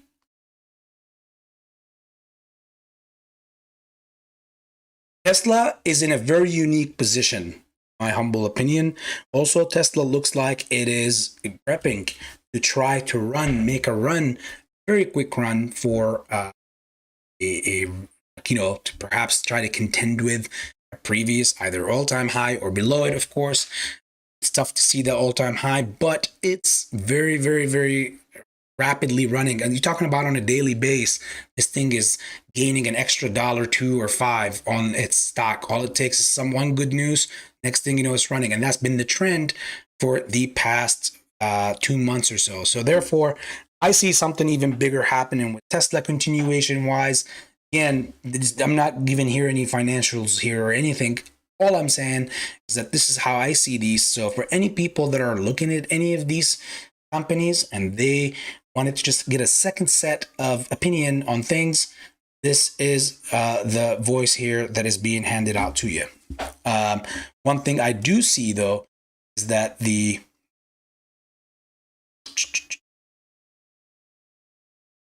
zoom in.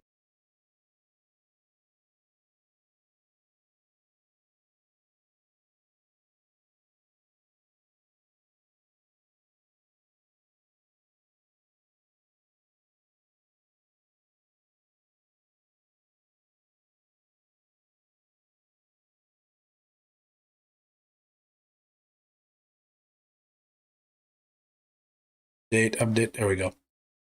One thing I do see, as I mentioned here, is that the moving averages and the arrows are actually getting tighter and tighter, which means it's soon gonna be at a point where it's gonna be making a very, very, very strategical and important decision into which direction this is gonna move, whether to the upside or to the downside. We'll see where these I'll be watching to see where these things collide or where these things cross. As you can see, they're meeting. The 200 is going up, the 50 is coming down. Perhaps they can meet somewhere here.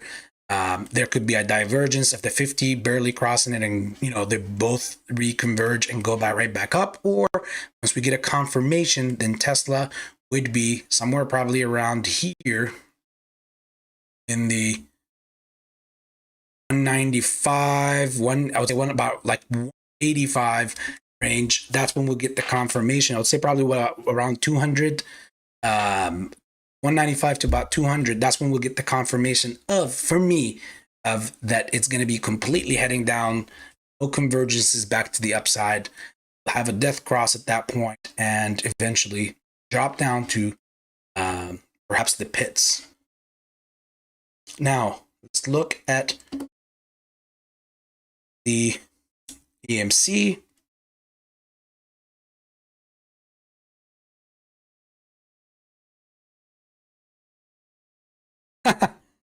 Darren Hogan, AB. I just been reading an article saying the S&P could see 500 by end of September. What the F? Yeah, see. Well, what you can put in the comment section. What's the name of the article? I'd love to go give it a read. It would definitely mean a lot for me to feel good about what I see in my technicals. And I just gave a quick brief, not really going through deep dives of the technicals, but if we go through that, we'll go look at all the intervals. Like we'll look at all the 5-minute, 10-minute, 20-minute, 15-minute. We'll look at the daily, the weekly, 5-day, the monthly, the yearly, and the 5-year even chart. And that's going to be a long time. Believe it or not, I actually enjoy that stuff. You'll come to enjoy that stuff if you become a day trader. So, our beloved AMC, nothing have changed. We're still in our bullish stance. As I've drawn to you here, the overall long-term flag that we got right there with the pole, as you can see right here, and then the flag with this is like this is one of the craziest bullish setups I've ever seen in my life on any stock, and more happily that it's also with our favorite stock, with AMC. But the coordinates are extremely close. As you can see here, guys, the 50-day moving average is literally right underneath the 100-day moving average, and we got the 50-day moving average stands at 665. So that's it's going to be a very tough level to break or to get to, and that's on the weekly, by the way.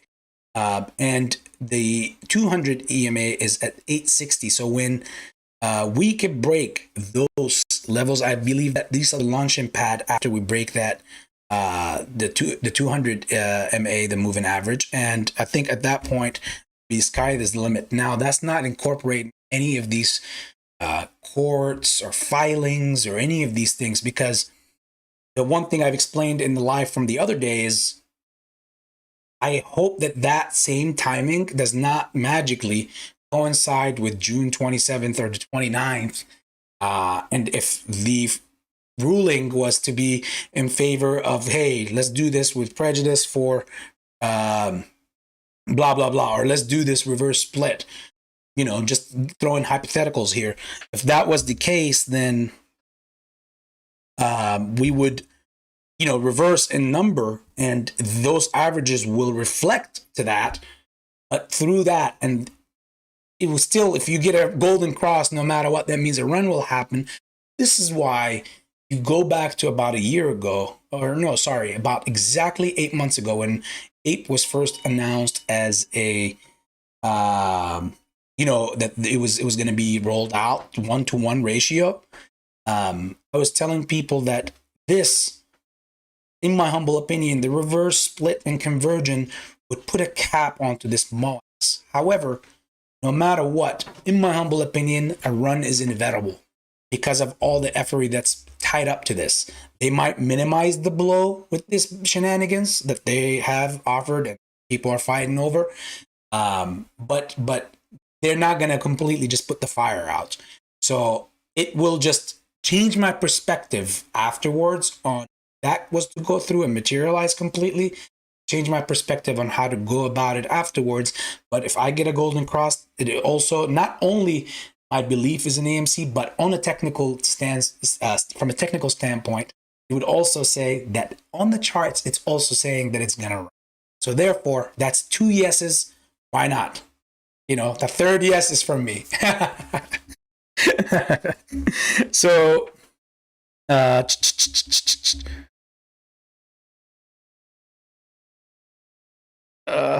see, broke ape, rich ape, actually.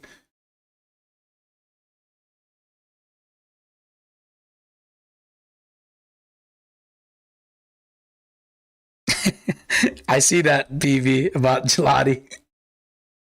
Philip Burgess, how are you, sir? Hopefully you're having a great weekend.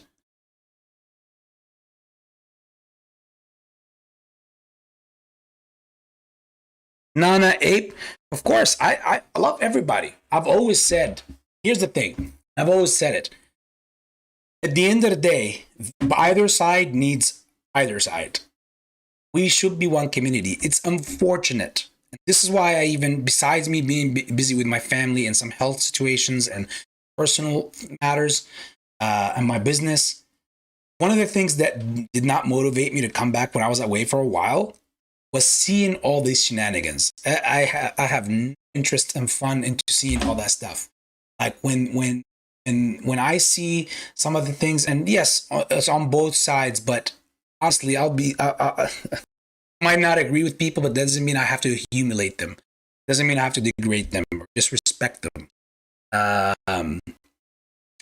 And I see that happens a lot from the so-called yes side. Yes, you get answer back from the no side. It's not saying that they're not as equally complicit, but they're not initiating this. All this, the no side people, because I deal with these content creators on a personal level, and I know what they're doing. They're not like trying to, as they're portrayed as like, you know, oh, they're chills. They're trying to divide the community and all this stuff and everything. That's the stupidest argument I've had to go through, and it's unfortunate. Again, it's very childish. It's high schoolish. But again, if I don't agree with you, that doesn't mean I have to publicly the crucifixion of your character, and neither do you. If you do come at me, You guys have seen me before last year. Somebody came at me wrong. AB went haywire and crucified that individual to the point where they didn't even have a response. You know who it is. I don't want to open up the past or texts from the past and so forth and so forth. So I hate the fact that I'm seeing that is being on steroids nowadays, and it's more, pushed out. And that's what the other side wants best. Voted, you got your cards. I got so many extra cards. You probably got a lot of extra cards. At the end of the day, the process is going to work itself out. I'm going to continue to make my moves. All my fellow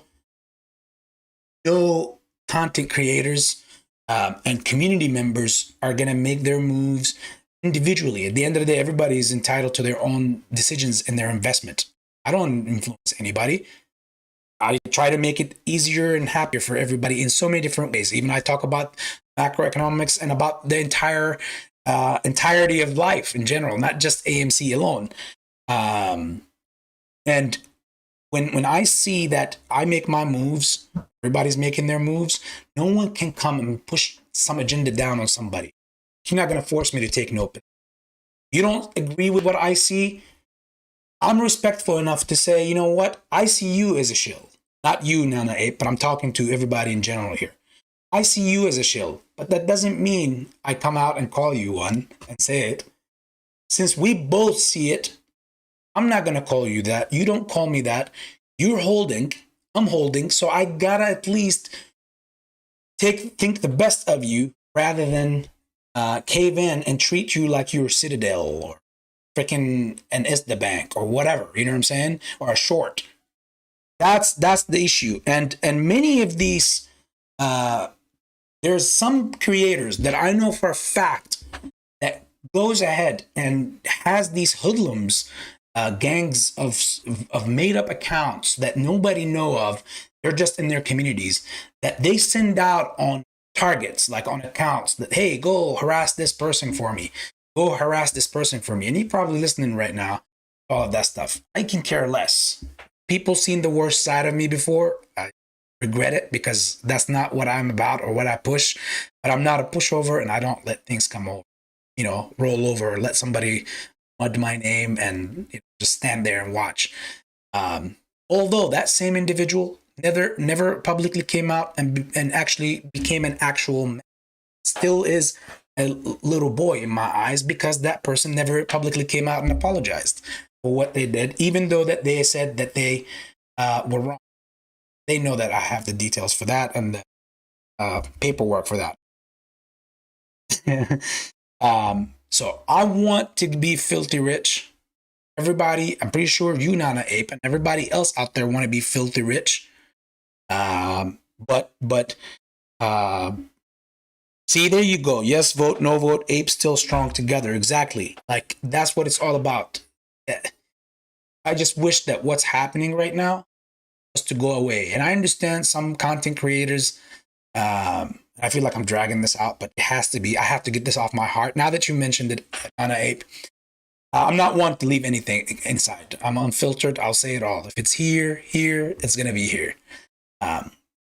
There's some that also are worried about their fandom and their stardom and all this stuff. And again, hey, to each their own. I can't fault for anybody who wants to reach the heights of fandom, following, and all that stuff. It's your right. It's your God-given right. I'm not going to judge anybody. But the fact that you start or begin to suck at it because the people leave it or not as engaged with it anymore or whatever, that you would have to go and ruin or shit on somebody else that is doing it in order to make your image bright, like shine brighter. That right there is what probably gets under my skin the most. And still have the audacity to obviously label yourself as I'm such an Elon Musk. So with all the love from the bottom of my heart, I'm pushing out a full call again. This is a shout out to everybody. They want to meet on a round table with everybody discuss even certain limits to how to go about dealing with each other without having to degrade each other. Because believe it or not, it's very shameful how we are. Like, look at it. Like, even all of us as Americans, when we go and vote, whether you vote Democrat or you vote Republican, at the end of the day, we're all fucking Americans. When it comes to this AMC shit, when we all vote no or yes, everybody's calling each other's names and mothers and whatever, threats, all that stupid shit. Like, I didn't bite anybody, hit somebody on the hand and tell them, hey, come on over and you have to invest in AMC and you must follow what exactly I say or whatever. Quite the contrary, I always say the opposite in every episode. God be my witness and the data will be my witness. But it's extremely important to notice that what's happening with the community right now is actually derailing us from making this a much bigger thing. Like, yes, we are a big community already, but what many of the characters in this community fail to see is that our platform can be even so much bigger. It can reach so many people on Twitter. It can reach so many people on Reddit. It can reach so many more people who are not even in the market. But the reason why they choose to be out is because they see these shenanigans and they make fun of it. Believe it or not, a lot of people look at YouTube content creators or YouTube in general as just not just entertainment, which we are entertainers. In the same time, they look at us without any actual credibility or respect. And it's unfortunate. Like, it's unfortunate that it's that way. It should be in a way where, you know what? I would rather see, and I'll look at this. I'll even shout it louder. I would rather see of the people that I don't necessarily agree with, like Bigums or Mars Boss, and even Tony DeNaro. You know, who again, I highly respect Tony. It's a different story, but we don't agree with as far as the direction of the yes and the no factor of it. But guess what? I would rather see any of them fucking kill the YouTube game or stock market game and make a huge brand or go crazy with it. And like everybody starts talking about them and all that stuff. And they put us on the map as an AMC community before I would want to see their downfall or discreditation and any of that stuff. What I'm ultimately trying to get to is that there is plenty of seats on the table and there's plenty of food for everyone, because at the end of the day, no matter how long this play takes, at the end of the day, life is short. We all die. No matter how many billions you make, you're going to die broke. Sorry, I say that a lot, but it is true. That's the way I feel. So hopefully that answered the question and more. Nana Egg. Let's see here.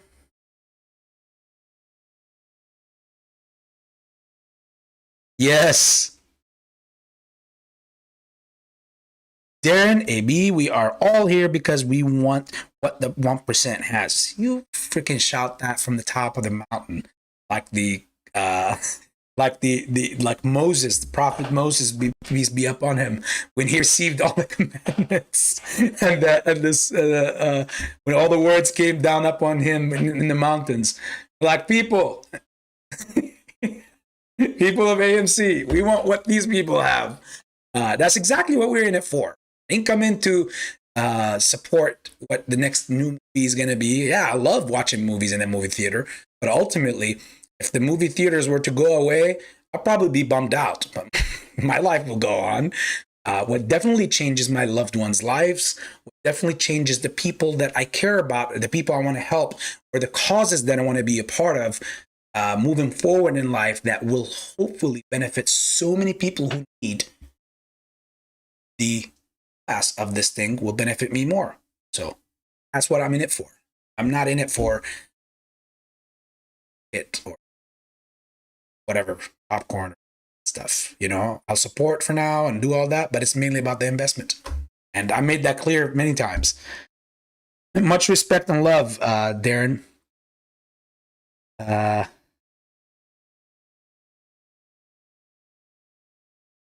Nana AB, I've never heard you say a bad word about anyone.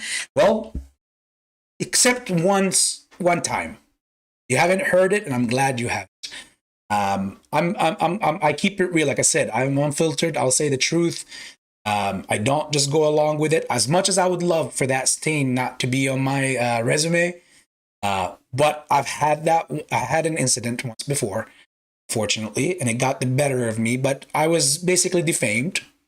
I was called out for something that was very ludicrous and completely against my character. And I have even, documentations. I've showed them lives before stuff.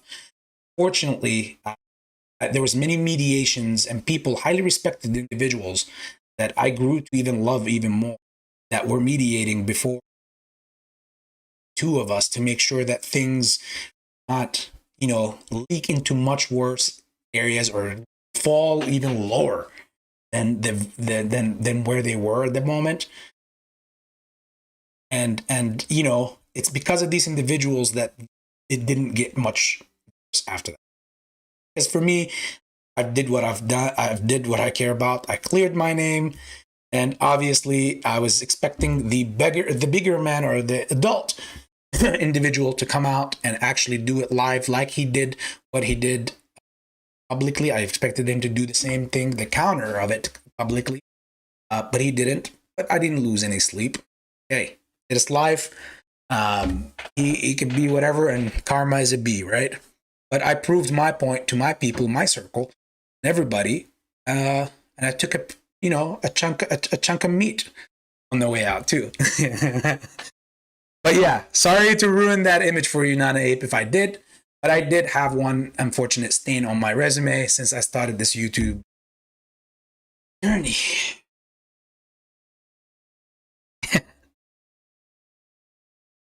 I love that, Broke Ape. Yes, we need to reunite for sure.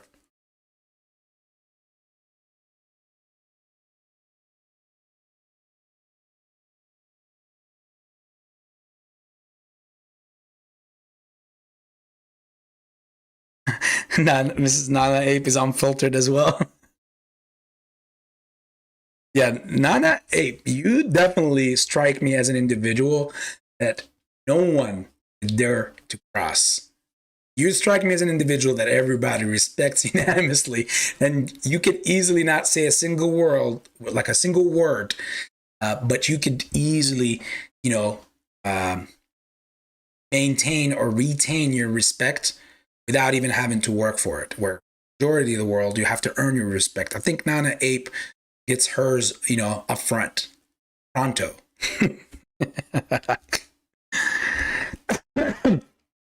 um,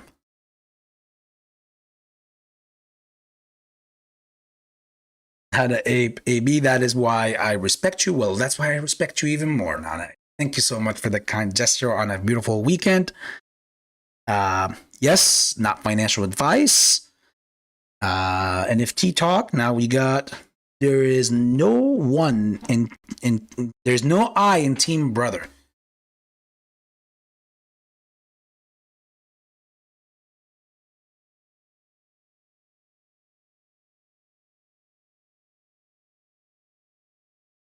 Yes, everybody needs to stop whining and enjoy the ride. That's exactly it. Make your moves. I make my moves. Whatever happens at the end, make your moves to it. Is that so hard? That's the way I feel, though. It might be much harder for others, but you can't stop in the way of what's going to happen. What's going to happen has already been written in the stars. Again, I'm a huge believer, and my faith tells me always that my maker would never, and I'm not pushing this on anybody, guys. This is just my belief here, saying. So I apologize if anybody might feel like, hey, AB is, trying to get all religious on us again. Here you go again.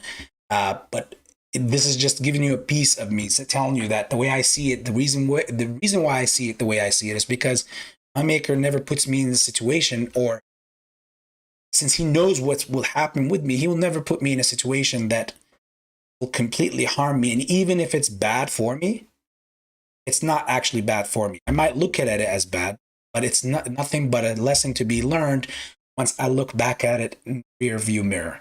So, and I feel like I would love to share that with everybody to see it that way. So ultimately, when you feel like it's hopeless, that's when God is really around the corner, right there with the darker and the narrower that the path gets, the closer the amazing days are going to be right ahead.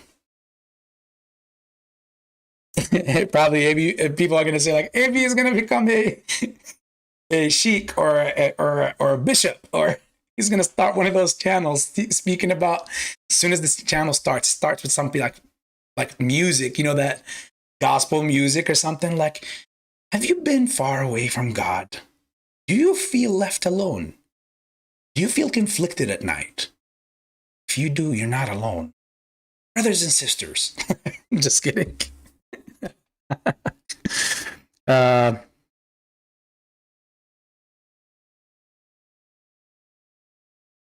So you do remember Nana Abe? I'm shy now. Hell yeah, never say never, Darren. Broke Ape, The Flash. Oh, thanks for bringing that up. Actually, yes, The Flash, Transformers, and Elementals is crucial to this quarter's earnings. Go see a movie and buy concessions, guys, before June. Let's start, or basically before July. I'm pretty sure. Let's out, or yeah, exactly before June. Let's out, or before it goes out. And I'll read that again so that we can make sure that everybody hears it, even though for those folks in the back.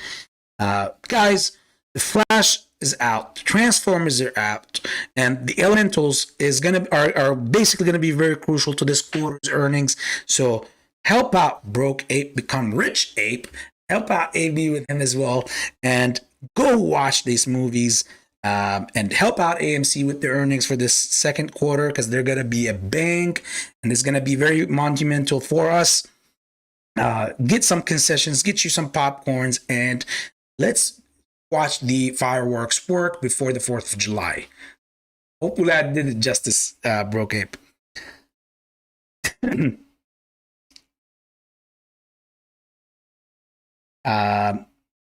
Andrew, have seen the Transformers and you loved it. Okay, I haven't seen it yet. I've heard some good stuff about it. For some weird reason, I went to watch the Fast X, and I thought it was amazing. Like as far as action and everything.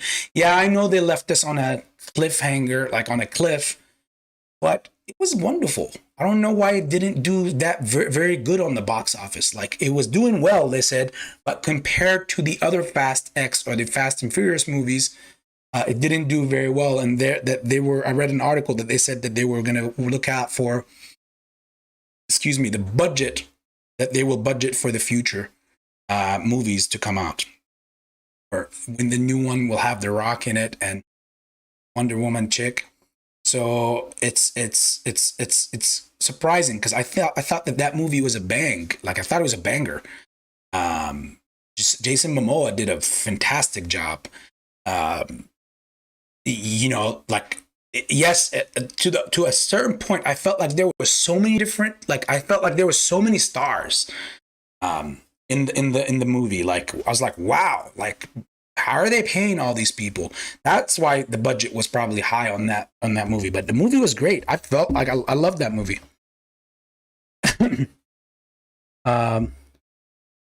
And Andrew is saying that the Flash is getting ripped apart on Twitter. Oh no, people saying that CGI is awful and the storyline very confusing. No, I hope not. To be totally honest, I've said this once, I think on Pantheon's radio channel when he was doing radio, almost every night or every week. Then I've said it somewhere else. It was in in Steven's community. And, he does a lot of those, financials and keeping up with the movies and all that stuff. So I remember seeing that, and like one time I spoke, and like, I've seen that. I was so weirded out the fact that there was a Flash character for the movies, and there was a different Flash for the show. Which I see that they did that same thing with Superman as well. Maybe because they couldn't pay the character the amount of money that they pay, like, for the movie, that they can't pay them per episode because they're making a bunch of episodes. But personally, I thought that the Flash from the show was a much better character than the actual Flash, especially with given the political stuff that are happening in the background. The movie, I don't know the names, so you guys can fill in the blanks. The movie guy Flash, he was, there was, I don't know if it was a rumor, he was actually busted with grooming a minor. So that's very horrific for me, especially if he's on a movie. Mainly, the majority of the people that watch it are actually minors. So like, I thought that the other Flash from the show, not only was he, I think, a better character, but I think he was also even a better actor. He had a better, I don't know how to put this, but he had a better overall feel to the Flash look.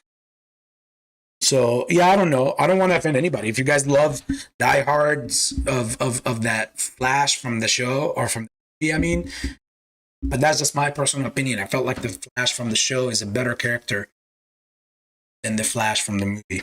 So it pains me to hear this, that the CGI was bad or that people are ripping it apart on Twitter. We need to start an anti Flash rip campaign and just go around and start defaming people and saying, no, you're a liar. CGI was like craziest. You're a hater. You're a shill. I'm just kidding. It's not dude. But yeah, that pains me. And you know it, Wolf Wolf. Oh, thank you. Thank you. Well, I love yours too, Nana Ape. Thank you so much for the kind gesture. Making me blush now. Broke Ape, Fast X, awesome. I'll see it again. Hell yeah, I'll see it again. F yeah. So far, the best movie for me this whole year, which movie has it been? Wait for it. Wait for it. I'm owning the float. Mike owning the floats line. Wait for it. All right. I did a bad impersonation there. But it actually has been John Wick sniping. No, not that sniping. It's been John Wick. No shots taken here. Oh my God. I'm on Twitter, so I'm in AB Twitter or YouTube mind. So thinking of YouTube.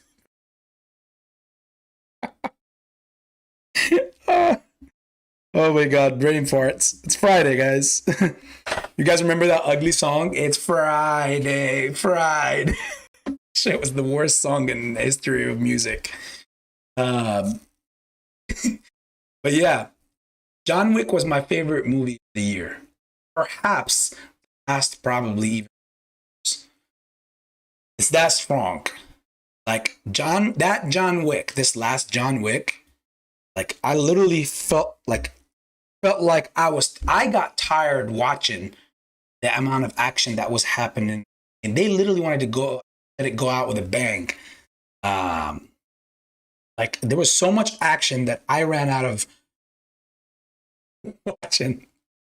And I think a new movie now that is so unfortunately not being on the theaters, bringing up movie topics and stuff, is the Extension 2. I just watched it on Netflix yesterday with my better half, and I was like, what the hell?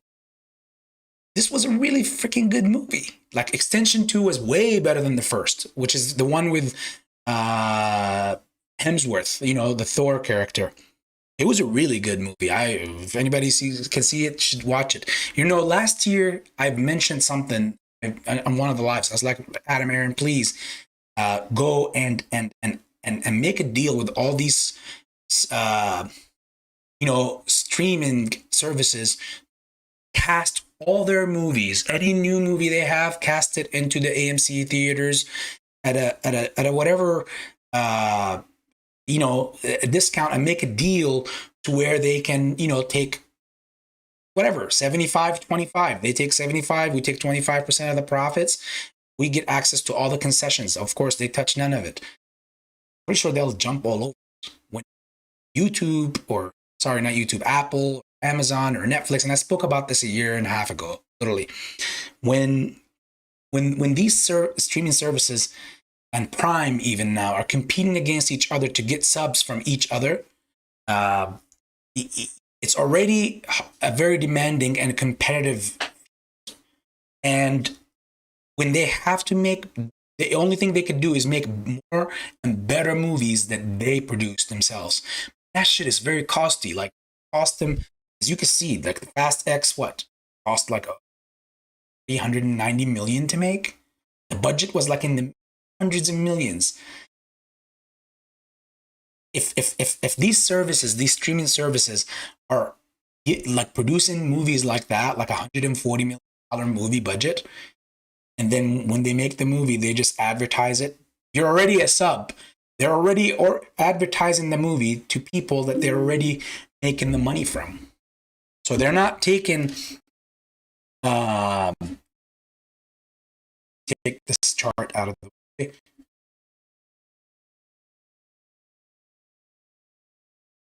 They're not taking money from producing that 140 million. They're not making any new money. See what I'm saying, guys? So it's wild that for me to see that they, like, they could definitely go ahead and continue to make these movies, but while they can make these movies, they can also go ahead and stream them at AMC for the first month or so while it's on their platform. That way they can get some more money for producing them, instead of just producing it and then streaming it for people that they're already taking the same money amount from. They're not making anything extra from.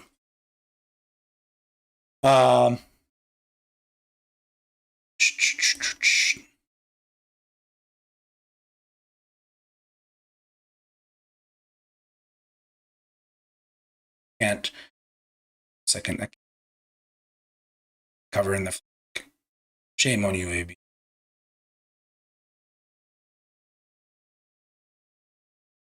Some freaking respect. All right. Oh, but hold on. This is the wrong place, because this is where the chat is. All right, family. Looks like I've taken enough of your Friday. It's been a lovely, lovely, lovely, and amazing chat. Hopefully, you've enjoyed what I've given you tonight. Hope I haven't offended anyone. If I have in any shape or form, I apologize in advance. And I want all of you to go ahead and enjoy the rest of your weekend. And I can't say that, again, that goes against the NFA. But we always do the same mission. Nothing have changed, at least in my domain. I'm still holding, still waiting for the MOAS. My conviction is actually stronger than freaking ever. Stronger than what anybody could ever say that it was, even back in June or January. I've seen it through the technicals, especially in these times around now. I've seen it around the market being all cracked up and all pointing downwards. So my sentiment is so bullish, it can't be even measured. Hoping for better days, and hopefully that you also walked away with some extra stuff, not just education, but some points onto the overall macro level economics of the economy and what's going to happen. And hopefully, again, that you might have came in and formulated some thoughts together with me. as we're taking this journey together. You know, without you guys as a family supporting me, you know, in every shape or form, in every way, shouted me out, uh, basically, in most of the times when I come on these lives, I swear to God, I feel like I'm the one who's being hosted. It is not me who's hosting the people. And it's this channel, as I always said, is from the people, by the people, for the people. And I'm from the people. So it's an amazing. I really thank you always, guys. Like, I feel like every time I go on a live or a video, I feel like it's my last time, because we never know when it's our time. So I do always want to leave you guys like it was my last time that you will ever see me or deal with. But I can't wait for next time. So again, thanks for all your support. Thank you so much. Thanks for all your support in every shape or form. Way that you share the videos. Some of you even, take it and they show me, like, I've seen what you have done. Some of you in other social media platforms and all that stuff, and never even asked or even said, you guys are so amazing. And many of you are even like step up for me behind the scenes in places. And it's like, we know each other all virtually. I freaking love you guys from the bottom of my heart. So please enjoy the rest of your weekend, people. Ape, thank you for smashing it. Broke Ape, you're technically rich Ape, but you still just don't know it yet. You just don't know it yet. You do. I expect the name change. Till then, much love, AB Investments.